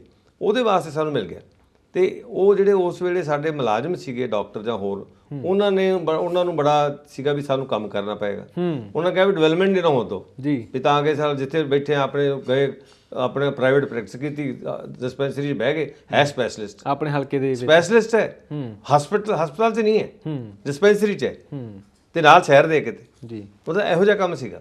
ਉਹ ਫਿਰ ਇਹਨਾਂ ਨੇ ਕੀ ਕੀਤਾ ਕਿ BJP ਅਕਾਲੀ ਦਲ ਨੇ ਆਪਣੇ ਮੈਨੀਫੈਸਟੋ 'ਚ ਪਾਤਾ ਜੀ ਵੀ ਜੇ ਅਸੀਂ ਆ ਗਏ ਪਾਵਰ ਤੇ 48 ਘੰਟਿਆਂ ਦੇ ਵਿੱਚ ਅਸੀਂ ਇਹ ਜਿਹੜਾ ਪ੍ਰੋਜੈਕਟ ਹੈਗਾ ਵਰਲਡ ਬੈਂਕ ਏਡਡ ਪ੍ਰੋਜੈਕਟ ਅਸੀਂ ਸਕ੍ਰੈਪ ਕਰ ਦਾਂਗੇ, ਖਾਰਜ ਕਰ ਦਵਾਂਗੇ। ਹਾਂ, ਖਾਰਜ ਕਰ ਦਾਂਗੇ। ਲੋਕਾਂ ਦੀ ਆਵਾਜ਼ ਸੁਣ ਕੇ ਜਿਹੜੇ ਜੋ ਵੀ ਬਣਿਆ ਇੱਕ ਤਬਕਾ ਸੀ, ਇਹੋ ਜਿਹਾ ਬਣਾਤਾ ਇਮੇਜ ਵੀ ਇਹ ਪਤਾ ਨਹੀਂ ਕੀ ਹੈਗਾ।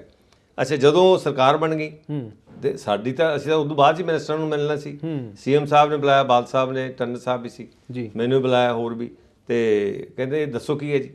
ਮੈਂ ਜੀ ਗੱਲ ਸੁਣ ਲਓ ਪਿਆਰ ਨਾਲ, ਆਪਣੇ ਕੋਲ ਦਵਾਨੀ ਨਹੀਂ ਹੈਗੀ ਜੀ, ਵਰਲਡ ਬੈਂਕ ਏਡਡ ਪ੍ਰੋਜੈਕਟ ਹੈ, 5 ਸਾਲਾਂ ਵਾਸਤੇ ਅਸੀਂ ਪੈਸੇ ਆਏ ਨੇ ਸਾਡੇ ਕੋਲ, ਅਸੀਂ ਖਰਚ ਕਰਦੇ ਹਾਂ, ਇਹਦੇ ਨਾਲ ਸਾਡੀ ਬਿਲਡਿੰਗ ਬਣ ਗਈਆਂ, ਇਕਵਿਪਮੈਂਟ ਆਏਗਾ, ਡਾਕਟਰਾਂ ਦਾ ਟ੍ਰੇਨਿੰਗ ਆਏਗੀ, ਹੋਰ ਸਾਰੇ ਮੁਲਾਜ਼ਮਾਂ ਦੀ ਹੋਏਗੀ, ਕੁਆਲਿਟੀ ਕੰਟਰੋਲ ਹੋਏਗਾ, ਪਤਾ ਨਹੀਂ ਕੀ ਕੁਛ ਹੈ ਕਿਉਂਕਿ ਅਸੀਂ ਵਰਲਡ ਬੈਂਕ ਦੇ ਪੈਰਾਮੀਟਰ ਤੋਂ ਬਿਨਾਂ ਅਸੀਂ ਇੱਕ ਇੱਟ ਵੀ ਨਹੀਂ ਲਾ ਸਕਦੇ।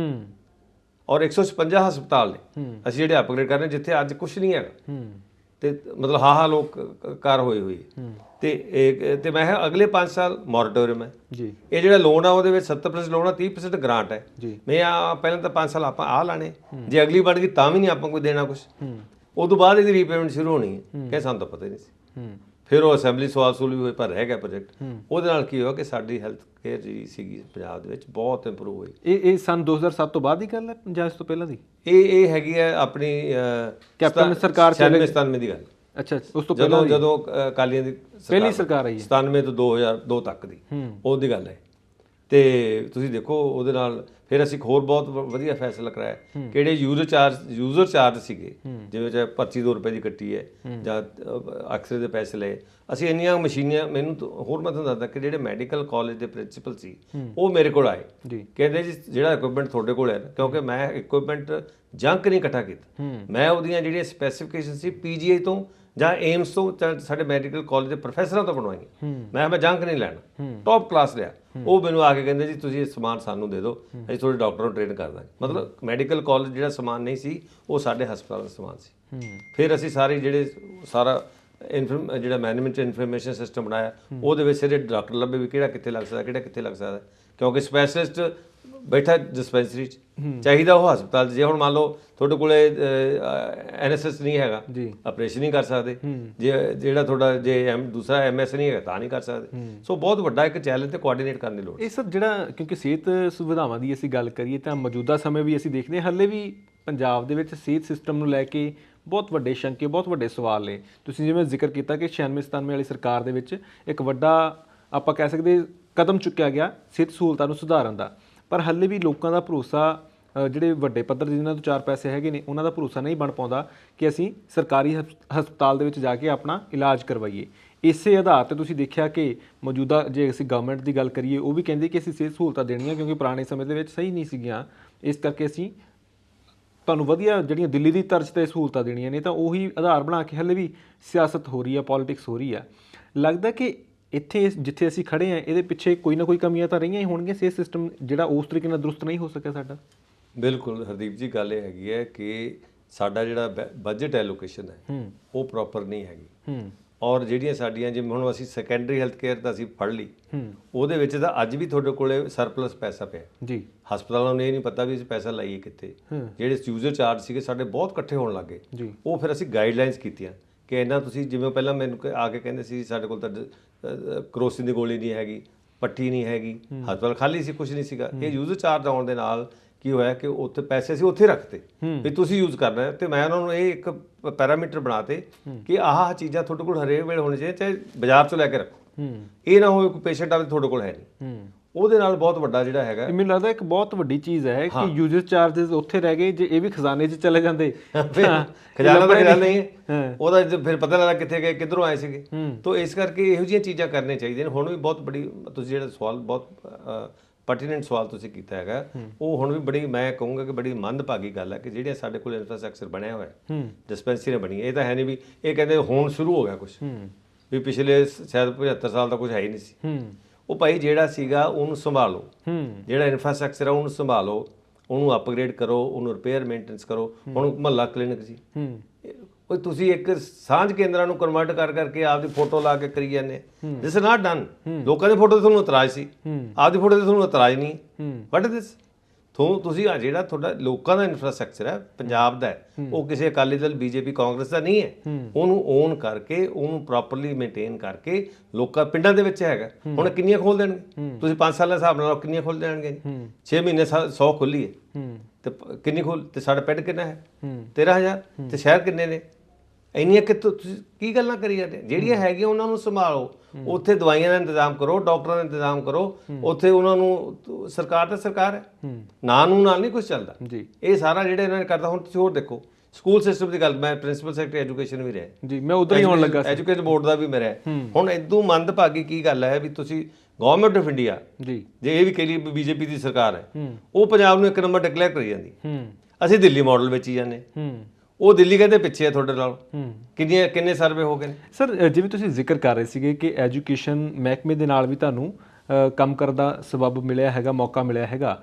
ਇਹ ਪੜ੍ਹਾਈ ਦੇ ਖੇਤਰ ਦੇ ਵਿੱਚ ਕਿਹੜੀਆਂ ਇਦਾਂ ਦੀਆਂ ਚੀਜ਼ਾਂ ਲੱਗੀਆਂ ਜਿਹੜੀਆਂ ਤੁਹਾਨੂੰ ਲੱਗਦਾ ਕਿ ਇਹ ਨਹੀਂ ਹੋ ਰਹੀਆਂ, ਇਸੇ ਕਰਕੇ ਸਾਡੇ ਇੱਥੋਂ ਉਸ ਲੈਵਲ ਦੇ ਬਹੁਤ ਵਿਦਿਆਰਥੀ ਜਿਹੜੇ ਆ, ਕਿਉਂਕਿ ਆਪਾਂ ਦੇਖਦੇ ਹਾਂ ਨਾ ਕਿ ਇੱਥੋਂ ਹੁਣ ਵਿਦੇਸ਼ ਵੱਲ ਰੁਖ ਜ਼ਿਆਦਾ ਹੋ ਰਿਹਾ, ਨਾ ਕਿ ਇੱਥੇ ਪੰਜਾਬ ਦੇ ਵਿੱਚ ਰਹਿ ਕੇ ਕੋਈ ਵੱਡੇ ਐਗਜ਼ਾਮ ਕਲੀਅਰ ਕਰਨੇ। ਜਿਵੇਂ ਤੁਸੀਂ IAS ਰਹੇ ਹੋ, IAS ਮੈਨੂੰ ਲੱਗਦਾ ਕਿ ਬਹੁਤ ਘੱਟ ਬੱਚਿਆਂ ਦੇ ਵਿੱਚ ਚਾਹਨਾ ਹੈਗੀ ਹੈ ਕਿ ਉਹ IAS ਕਲੀਅਰ ਕਰਨਾ, IPS ਕਲੀਅਰ ਕਰਨਾ, ਇਸ ਤੋਂ ਬਾਅਦ ਹੋਰ ਜਿਹੜੇ ਐਗਜ਼ਾਮ ਹੁੰਦੇ ਨੇ, ਜਿਹੜੇ ਵੱਡੇ ਵੱਡੇ ਅਹੁਦੇ 'ਤੇ ਜਾ ਕੇ ਬਰਾਜਣਾ ਹੈਗਾ, ਉੱਧਰਲੇ ਪਾਸੇ ਨੂੰ ਤਾਂ ਸੇਧ ਹੈ ਹੀ ਨਹੀਂ। ਕਿੱਥੇ ਕਮੀ ਰਹੀ ਤੁਹਾਡੇ ਹਿਸਾਬ ਨਾਲ, ਕਿ ਐਜੂਕੇਸ਼ਨ ਸਿਸਟਮ ਦੇ ਵਿੱਚ ਵੀ ਕੋਈ ਕਮੀ ਰਹੀ ਹੈ?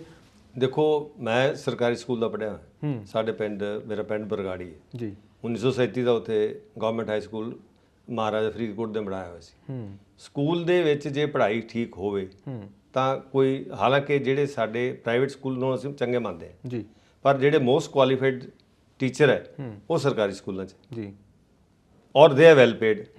ਪ੍ਰਾਈਵੇਟ ਵਾਲੇ ਤਾਂ 1/3 ਤਨਖਾਹ ਦਿੰਦੇ, ਬਹੁਤ ਘੱਟ, ਔਰ ਉੱਥੋਂ ਵੀ ਜਦੋਂ ਸਿਲੈਕਸ਼ਨ ਹੁੰਦੀ ਉਹ ਫਿਰ ਪ੍ਰਾਈਵੇਟ ਛੱਡ ਕੇ ਉੱਥੇ ਜਾਂਦੇ। ਫਿਰ ਆਪਣੇ ਸਰਕਾਰੀ ਸਕੂਲ ਪ੍ਰਾਈਵੇਟ ਸਕੂਲਾਂ ਨਾਲੋਂ ਕਿਉਂ ਮਾੜੇ? ਕਿਉਂਕਿ ਉੱਥੇ ਇਨਫਰਾਸਟ੍ਰਕਚਰ ਦੀ ਘਾਟ ਹੈ, ਉੱਥੇ ਡੈਡੀਕੇਸ਼ਨ ਦੀ ਘਾਟ ਹੈ, ਉੱਥੇ ਅਕਾਊਂਟੇਬਿਲਿਟੀ ਦੀ ਘਾਟ ਹੈ, ਉੱਥੇ ਕੋਈ ਪੁੱਛਦਾ ਨਹੀਂ ਕਿਸੇ ਨੂੰ। ਆ ਹੁਣ ਕ੍ਰਿਸ਼ਨ ਕੁਮਾਰ ਆਇਆ, ਉਹਨੇ ਕਾਫੀ ਚੰਗਾ ਕੰਮ ਕੀਤਾ, ਪਰ ਉਹਨੂੰ ਵੀ ਨਹੀਂ ਕੋਈ ਐਕਨੌਲੇਜ ਕਰਦਾ। ਕੀਤਾ ਨਹੀਂ, ਉਹਨੂੰ ਐਕਨੌਲੇਜ ਜਿੱਦਾਂ ਕਰਨਾ ਚਾਹੀਦਾ ਸੀ ਜਿੱਦਾਂ ਉਹਨੇ ਕੀਤਾ। ਮਤਲਬ ਹਰ ਚੀਜ਼ ਹਰ ਬੰਦਾ ਤਾਂ ਨਹੀਂ ਕਰ ਸਕਦਾ, ਪਰ ਉਹ ਗੱਲ ਨਹੀਂ ਹੈਗੀ। ਸੋ ਸਾਨੂੰ ਇੱਕ ਦੇਖੋ, ਜਿਹੜੀ ਸਾਡੀ ਪਨੀਰੀ ਹੈ, ਜੇ ਅਸੀਂ ਉਹਦੀ ਸੰਭਾਲ ਨਹੀਂ ਕਰਾਂਗੇ, ਉਹਨਾਂ ਨੂੰ ਪ੍ਰੋਪਰ ਜਿਹੜੀ ਮੋਰਲ ਵੈਲਿਊਜ਼ ਨਹੀਂ ਦੇਵਾਂਗੇ। ਹੁਣ ਤੁਸੀਂ ਦੇਖੋ ਆਪਣੇ ਛੋਟੇ ਛੋਟੇ ਸਕੂਲਾਂ ਦੇ ਵਿੱਚ ਨਸ਼ਾ ਵੜ ਗਿਆ ਜੀ, ਮੋਰਲ ਵੈਲਿਊ ਸਾਡੀਆਂ ਕਿੱਥੇ ਨੇ? ਸਾਡੀ ਫੈਮਿਲੀ ਦੀ ਜਿਹੜੀਆਂ ਅਸੀਂ ਟ੍ਰੈਡੀਸ਼ਨਸ ਉਹ ਕਿੱਥੇ ਹੈਗੀਆਂ ਨੇ? ਫਿਰ ਜਿਹੜੀ ਸਾਡੀ ਸਿਸਟਮ ਹੈਗਾ ਉਹ ਕਿੱਥੇ ਹੈਗਾ? ਸੋ ਇਹ ਬਹੁਤ ਵੱਡਾ ਚੈਲੰਜ ਹੈਗਾ, ਸਾਨੂੰ ਇਹਦੇ ਵਿੱਚ ਬਹੁਤ ਧਿਆਨ ਦੇਣ ਦੀ ਲੋੜ ਹੈ। ਅਤੇ ਜੇ ਅਸੀਂ ਚੰਗੀ ਸਿੱਖਿਆ ਦੇਵਾਂਗੇ, ਜਿਸ ਤਰ੍ਹਾਂ ਤੁਸੀਂ ਕਹਿ ਰਹੇ ਹੋ, ਫਿਰ ਜਿਹੜੇ ਸਾਡੇ ਬੱਚੇ ਹੈਗੇ ਨੇ ਉਹ ਜਿਹੜੀਆਂ ਹਿੰਦੁਸਤਾਨ, ਦੇਖੋ ਤੁਸੀਂ ਆਪ ਬਾਹਰ ਦੇ ਭੱਜੀ ਜਾਂਦੇ, ਪਰ ਬਾਹਰ ਭੱਜ ਕੇ ਜਾਂਦਾ ਉਹ ਹੁੰਦਾ ਕੀ ਹੈ ਉੱਥੇ, ਉਹ ਸਬਜ਼ ਬਾਗ ਉੱਥੇ ਜਾ ਕੇ ਦੇਖਦੇ ਨੇ, ਕਿਉਂਕਿ ਬੱਚਾ ਮੰਨ ਲਓ +2 ਚਲਾ ਗਿਆ। ਇੱਕ ਮੈਂ ਹੋਰ ਤੁਹਾਨੂੰ ਦੱਸਦਾ ਬੜੀ ਇੰਟਰਸਟਿੰਗ ਗੱਲ, ਉਹ ਜਿਹਨੇ ਕਿਸੇ ਏਜੰਸੀ ਨੇ ਭੇਜਿਆ ਨੇ, ਇੱਕ ਦਿਨ ਮੇਰੀ ਉਹਨਾਂ ਨਾਲ ਗੱਲ ਹੋਈ, ਤੇ ਉਹ ਜਿਹੜੇ 4-5 ਮੁੰਡੇ ਪਹਿਲਾਂ ਗਏ ਸੀ, ਉਹਨਾਂ ਨੇ ਕਿਹਾ ਵੀ UK ਗਿਆ ਸੀ ਮੁੰਡਾ, ਵੀ ਤੁਸੀਂ ਭਾਈ ਇਹਨੂੰ ਲੈ ਲਿਓ ਤੇ ਥੋੜਾ ਜੀਜੂ ਲਵਾਇਓ।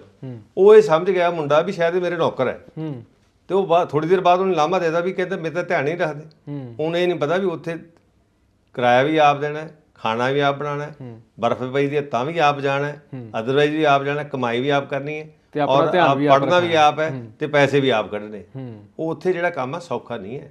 ਉੱਥੇ ਜਾ ਕੇ ਲੋਕਾਂ ਨੂੰ ਬਹੁਤ ਮੀਨੀਅਲ ਜੌਬਸ ਕਰਨੀਆਂ ਪੈਂਦੀਆਂ ਨੇ, ਸਪੈਸ਼ਲੀ ਇਨ ਦੀ ਬਿਗਨਿੰਗ। 6-6 5-5 ਬੱਚੇ ਲੈ ਕੇ ਕਮਰੇ 'ਚ ਰਹੀ ਜਾਂਦੇ ਨੇ। ਤੁਹਾਨੂੰ ਲੱਗਦਾ ਕਿ ਜਿਵੇਂ ਮੈਂ ਜ਼ਿਕਰ ਕਰ ਰਿਹਾ ਸੀਗਾ ਕਿ ਆਪਣੇ ਕੋਈ ਪਰਟੀਕੂਲਰ ਇਦਾਂ ਦੀ ਮਹਿਕਮੇ ਜਾਂ ਡਿਪਾਰਟਮੈਂਟ ਵੱਲੋਂ ਇਦਾਂ ਦੀ ਕੋਈ ਕੋਸ਼ਿਸ਼ ਹੋਈ ਨਹੀਂ ਕਿ ਬੱਚਿਆਂ ਨੂੰ ਸਿੱਧੇ ਤੌਰ ਤੇ IAS ਤਿਆਰ ਕਰਨ ਦੀ ਸਰਕਾਰੀ ਤੌਰ ਤੇ ਕੋਸ਼ਿਸ਼ ਹੋਵੇ, ਵੀ ਸਰਕਾਰ ਹੀ ਕੋਈ ਇਦਾਂ ਦੇ ਇੰਸਟੀਚਿਊਟ ਕ੍ਰੀਏਟ ਕਰੇ ਜਿਹੜੇ ਸਰਕਾਰੀ ਹੋਣ, ਜਿਨ੍ਹਾਂ ਦੇ ਵਿੱਚ ਖਾਸ ਐਗਜ਼ਾਮ ਜਿਹੜੇ ਨੇ, ਪੇਪਰ ਜਿਹੜੇ ਨੇ, ਉਹਨਾਂ ਨੂੰ ਸਰ ਕਰਨ ਦੀ ਟ੍ਰੇਨਿੰਗ ਦਿੱਤੀ ਜਾਵੇ? ਹੈਗੀਆਂ ਕੁਛ ਇੰਸਟੀਚਿਊਟ ਪੰਜਾਬੀ ਯੂਨੀਵਰਸਿਟੀ ਦੇ ਵਿੱਚ ਹੈ, ਇੱਧਰ ਹੋਰ ਵੀ 1-2 ਹੈਗੀਆਂ ਨੇ, ਪਰ ਉਹ ਇਨਫ ਨਹੀਂ। ਮੈਂ ਇਹ 'ਚ ਕਹਿਣਾ ਚਾਹੁੰਦਾ ਕਿ ਦੇਖੋ, ਅਸੀਂ ਪਹਿਲਾਂ ਜਿਹੜੇ IITs ਬਣਾਤੀਆਂ ਸੀ, ਉਹਦੇ ਵਿੱਚ ਇਹੋ ਜਿਹਾ ਕਲਚਰ ਆ ਗਿਆ ਵੀ ਨਾ ਤਾਂ ਇੰਸਟ੍ਰਕਟਰ ਆਪਣੇ ਕੱਪੜੇ ਕਾਲੇ ਕਰਦਾ ਸੀ, ਤੇ ਨਾ ਹੀ ਜਵਾਕ ਕਰਦੇ ਸੀ। ਉੱਥੋਂ ਐਜੀਟੇਸ਼ਨਾਂ ਹੀ ਹੁੰਦੀਆਂ ਸੀ, ਤੇ ਸਾਰੀਆਂ ਮਤਲਬ ਜੋ ਵੀ ਜਿੰਦਾਬਾਦ ਮੁਰਦਾਬਾਦ, ਕਿਉਂਕਿ ਉਹ ਅੱਡੇ ਉਹ ਚੀਜ਼ ਦੇ ਬਣ ਗਏ। ਇਹਨਾਂ ਨੂੰ ਚਾਹੀਦਾ ਕਿ ਸਾਡੀ ਜਿਹੜੀ ਇੰਡਸਟਰੀ ਹੈ ਉਹਦੇ ਨਾਲ ਅਸੀਂ ਇਹਨਾਂ ਬੱਚਿਆਂ ਨੂੰ ਲਾਈਏ, ਇੰਡਸਟਰੀ ਨੂੰ ਪੇ ਕਰੀਏ, ਉਹ ਉੱਥੇ ਆਪਣੀ ਜੌਬ ਉਹ ਸਿਖਾਉਣ ਤੇ ਉੱਥੇ ਜੌਬ ਦੇਣ, ਨਾਲ ਦੇਣ ਨਾਲ ਉਹ ਇਸ ਜ਼ਿੰਮੇਵਾਰੀ ਦੇ ਨਾਲ ਟ੍ਰੇਨਿੰਗ ਲਾਉਣ ਤੇ ਟ੍ਰੇਨਿੰਗ ਤੋਂ ਬਾਅਦ ਉਹ ਆਪਦੇ ਕੋਲ ਰੱਖਣ, ਰਿਕਰੂਟ ਰੱਖਣ। ਉੱਥੋਂ ਫਿਰ ਬੱਚਾ ਚਾਹੇ ਤਾਂ ਆਪਦਾ ਕੰਮ ਕਰੇ, ਚਾਹੇ ਉਹਨਾਂ ਦਾ ਕੰਮ ਕਰੇ। ਔਰ ਸਾਨੂੰ ਇਹੋ ਜਿਹੀ ਐਂਟਰਪ੍ਰੀਨਰਸ਼ਿਪ ਡਿਵੈਲਪ ਕਰਨੀ ਚਾਹੀਦੀ ਹੈ। ਚਾਹੇ ਮੈਂਟਰ ਸਿਸਟਮ ਹੈਗਾ, ਬੜੇ ਸਿਸਟਮ ਹੈਗੇ ਨੇ, ਪਰ ਉਹਦੇ ਵਿੱਚ ਕੀ ਹੈਗਾ ਕਿ ਸਾਡੀ ਅਨਫੋਰਚੂਨੇਟਲੀ ਜਿਹੜੇ ਪੰਜਾਬੀ ਨੇ ਨਾ, ਉਹ ਜਿਵੇਂ ਆਪਾਂ ਕਹਿੰਦੇ ਆ, ਮੈਂ ਉਦਾਹਰਨ ਦਿੰਦਾ ਤੁਹਾਨੂੰ ਵੀ, ਅਸੀਂ ਘੰਟੇ 2 ਘੰਟੇ ਦਾ ਫੰਕਸ਼ਨ ਤਾਂ ਬਹੁਤ ਵਧੀਆ ਕਰਦੇ ਨੇ, ਲਗਾਤਾਰ ਨਹੀਂ ਅਸੀਂ ਕਰ ਸਕਦੇ। ਇਹ ਚੀਜ਼ਾਂ ਲਗਾਤਾਰਤਾ ਭਾਲਦੀਆਂ। ਜੀ ਸਰ, ਜਿਵੇਂ ਤੁਸੀਂ ਜ਼ਿਕਰ ਕਰ ਰਹੇ ਸੀ, ਤੁਸੀਂ ਕਿਉਂਕਿ ਵੱਖ-ਵੱਖ ਮਹਿਕਮਿਆਂ ਦੇ ਵਿੱਚ ਰਹੇ, NRI ਦੇ ਨਾਲ ਵੀ ਵਿਚਰਨ ਦਾ ਤੁਹਾਨੂੰ ਮੌਕਾ ਮਿਲਿਆ, ਕਿਉਂਕਿ ਉਸ ਮਹਿਕਮੇ ਦੇ ਵਿੱਚ ਵੀ ਤੁਸੀਂ ਬਤੌਰ ਉੱਚੇ ਤੌਰ 'ਤੇ ਜ਼ਿੰਮੇਵਾਰੀ ਨਿਭਾਉਂਦੇ ਰਹੇ ਆ। ਇੱਕ ਤਰਾਸਦੀ ਰਹੀ ਹੈ, ਇੱਕ ਵੱਡਾ ਸਵਾਲ ਵੀ, ਸ਼ੰਕਾ ਵੀ ਰਿਹਾ ਕਿ NRI ਇਨਵੈਸਟ ਤਾਂ ਕਰਨਾ ਚਾਹੁੰਦੇ ਨੇ ਪੰਜਾਬ ਦੇ ਵਿੱਚ, ਪਰ ਕੋਈ ਨਾ ਕੋਈ ਘਾਟ ਜਾਂ ਕੋਈ ਨਾ ਕੋਈ ਕਹਿ ਲਓ ਵੀ ਇੱਕ ਦੂਜੇ ਨਾਲ ਜਿਹੜਾ ਰਾਬਤਾ ਹੁੰਦਾ ਪੰਜਾਬ ਗਵਰਨਮੈਂਟ ਦਾ NRIs ਦੇ ਨਾਲ, ਉਹਦੇ ਵਿੱਚ ਕੋਈ ਨਾ ਕੋਈ ਤਰੇੜ ਆ ਜਾਂਦੀ, ਜਾਂ ਉਹਦੇ ਵਿੱਚ ਕੋਈ ਹਿੱਸੇ ਪੱਤੀ ਆ ਜਾਂਦੀ ਹੈ। ਇਸ ਕਰਕੇ ਬਹੁਤ ਸਾਰੀਆਂ ਚੀਜ਼ਾਂ ਨਹੀਂ ਹੋ ਪਾ ਰਹੀਆਂ। ਤੁਹਾਡੇ ਧਿਆਨ ਦੇ ਵਿੱਚ ਇੱਦਾਂ ਦੀਆਂ ਚੀਜ਼ਾਂ ਹੈਗੀਆਂ ਕਿ NRI ਉੱਧਰੋਂ ਇਨਵੈਸਟ ਕਰਨਾ ਚਾਹੁੰਦੇ ਹੋਣ, ਪਰ ਸਰਕਾਰ ਦੀਆਂ ਹਿੱਸੇਦਾਰੀਆਂ ਕਈ ਵੇਲੇ ਸਿਆਸੀ ਮੁਨਾਫੇ ਜਿਹੜੇ ਨੇ ਉਹ ਰੋੜਾ ਬਣ ਜਾਂਦੇ ਨੇ, ਜਾਂ ਹੋਰ ਕਾਰਨ ਰਹਿੰਦੇ ਨੇ ਇੱਦਾਂ ਦੇ? ਨਹੀਂ ਹਰਦੀਪ ਜੀ, ਮੈਂ ਪ੍ਰਿੰਸੀਪਲ ਸੈਕਟਰੀ NRI ਅਫੇਅਰਸ ਰਿਹਾ, ਔਰ ਬੜਾ ਵੱਡਾ ਚੈਲੰਜ ਸੀਗਾ ਕਿ ਅਸੀਂ ਇੱਥੇ ਜਦੋਂ ਮੈਂ ਟੇਕ ਓਵਰ ਕੀਤਾ ਤੇ ਫੈਸਲਾ ਕਰ ਲਿਆ ਵੀ ਅਸੀਂ ਕਰਾਉਣਾ ਹੈ। ਮੈਂ ਤੁਹਾਨੂੰ ਇੱਕ ਮੀਟਿੰਗ ਅਸੀਂ ਕਰ ਰਹੇ ਸੀ, ਤੇ ਉਹਦੇ ਵਿੱਚ ਸੁਖਬੀਰ ਸਿੰਘ ਬਾਦਲ ਵੀ ਦੇਖਣ ਆ ਗਏ, ਮਜੀਠੀਆ ਸਾਹਿਬ ਵੀ ਮੇਰੇ ਨਾਲ ਸੀ, ਉਹ ਮੇਰੇ ਮਿਨਿਸਟਰ ਸੀ। ਗੱਲਬਾਤ ਸੁਣ ਕੇ ਕਹਿੰਦੇ ਵੀ ਛੱਡ ਦਿਓ, ਇਹ ਹੋਣਾ ਨਹੀਂ ਆਪਾਂ ਤੋਂ। ਮੈਂ ਜੇ ਲਿਆ ਸੀ ਚਾਰਟ, ਮੈਂ ਜੀ ਮੇਰੀ ਜ਼ਿੰਮੇਵਾਰੀ ਹੈ, ਕੰਮ ਵਟ ਮੇ ਫੰਕਸ਼ਨ ਹੋਏਗਾ, ਔਰ ਸਾਨੂੰ ਸਹਿਯੋਗ ਮਿਲਿਆ ਹਰ ਪਾਸਿਓਂ। ਅਸੀਂ ਰਾਤ ਲਾ ਕੇ ਪਹਿਲਾਂ ਤਾਂ ਜਿੰਨੇ ਅਸੀਂ ਉਹਦੇ ਵਿੱਚ ਸਾਰੇ ਇਲੈਕਟਡ ਰੈਪਰੈਜ਼ੈਂਟੇਟਿਵ ਬੁਲਾਏ, ਕੋਈ ਮਿਨਿਸਟਰ ਬਾਹਰ ਕਿਸੇ ਵੀ ਆਲ ਓਵਰ ਦੀ ਗਲੋਬ, ਮਿਨਿਸਟਰਸ, MPs ਜਾਂ MLAs ਆਪਾਂ ਕਹਿ ਲਈਏ, ਜਾਂ ਸਾਡੇ ਕੌਂਸਲ ਦੇ ਟਾਈਪ ਜੋ ਐਕਸ ਜਾਂ sitting, each and every one was invited.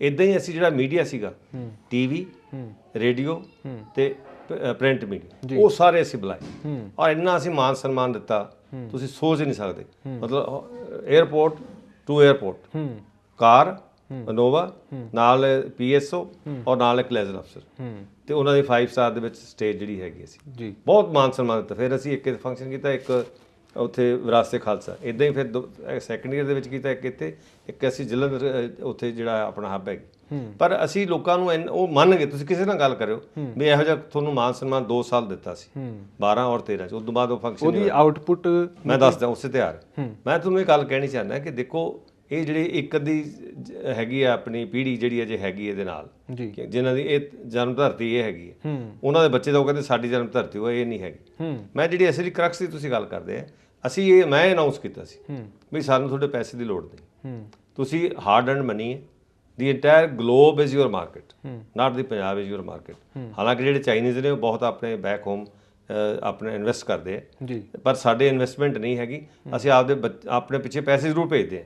ਜਾਂ ਸਾਡੇ ਹੈਗਾ ਕਿ ਅਸੀਂ ਗਵਰਨਮੈਂਟ ਨੇ ਸਕੀਮ ਬਣਾਈ, ਪਹਿਲਾਂ 50-50 ਵੀ ਤੁਸੀਂ 50% ਲਾਓ, ਅਸੀਂ 50 ਦੇਵਾਂਗੇ, ਫਿਰ 75 ਤੱਕ ਹੀ ਹੋ ਗਿਆ, ਉਹ ਚੱਲਦਾ ਹੈਗਾ। ਪਰ ਉਹ ਹੈਗਾ ਕਿ ਜਿਵੇਂ ਕਿਸੇ ਬੰਦੇ ਨੇ ਪਿੰਡ 'ਚ ਹਾਜ਼ਰੀ ਲਾਉਣੀ ਹੈ, ਉਹਦੀ ਕੋਠੀ ਤਾਂ ਖਾਲੀ ਪਈ ਹੈ ਪਰ ਉਹ ਕਹਿੰਦਾ ਮੈਂ ਹੁਣ ਸਕੂਲ ਆਪਦੇ ਨਾਂ ਤੇ ਕਰਾਉਣਾ ਜਾਂ ਕੋਈ ਹੋਰ ਇਹੋ ਜਿਹੀ ਰਾਹ ਬਣਾਉਣਾ, ਹਾਂ ਮਤਲਬ ਉਹ ਆਪਦੀ ਹਾਜ਼ਰੀ ਵਾਸਤੇ ਹੈ ਜੀ ਟੂ ਸਮ ਮਤਲਬ ਬਹੁਤਾ ਕੋਈ ਮੇਜਰ ਜਿਹੜੀ ਉਹਦੇ ਵਿੱਚ ਇਨਵੈਸਟਮੈਂਟ ਨਹੀਂ ਹੈਗੀ। ਤੇ ਮੈਂ ਉਹਨਾਂ ਨੇ ਕਿਹਾ ਸੀ ਵੀ ਅਸੀਂ ਤੁਹਾਨੂੰ ਪੰਜਾਬ ਦੇ ਨਾਲ ਤੁਹਾਡੀਆਂ ਜੜ੍ਹਾਂ ਦੇ ਨਾਲ ਜੋੜਨਾ, ਅਸੀਂ ਤੁਹਾਡੇ ਪੈਸੇ ਦੀ ਗੱਲ ਨਹੀਂ ਹੈਗੀ, ਪੈਸਾ ਤਾਂ ਉਹ ਕਿਤੇ ਵੀ ਲਾ ਸਕਦੇ ਨੇ। ਤਾਂ ਇਸ ਕਰਕੇ ਸਾਨੂੰ ਉਹ ਇੱਕ ਬਣਿਆ ਹੋਇਆ ਪਰਸੈਪਸ਼ਨ ਵੀ ਸ਼ਾਇਦ ਪਤਾ ਨਹੀਂ to my mind I should be wrong ਕਿ ਉਹ ਪੈਸਾ ਇੱਥੇ ਇੰਨਾ ਨਾ, ਪਹਿਲਾਂ ਤਾਂ ਉਹ ਆਪਣੇ ਵਰਗੇ ਬੰਦੇ ਨੇ, ਉਹਨਾਂ ਕੋਲ ਬਹੁਤਾ ਪੈਸਾ ਹੈ ਨਹੀਂ, ਜਿਹਦਾ ਕੰਮ ਕਾਰ ਚੱਲ ਗਿਆ ਉਹ ਇੱਥੇ ਕੰਮ ਨਵੇਂ ਸਮੇਂ ਇੱਥੇ ਨਹੀਂ ਸ਼ੁਰੂ ਕਰਨਾ ਚਾਹੁੰਦਾ।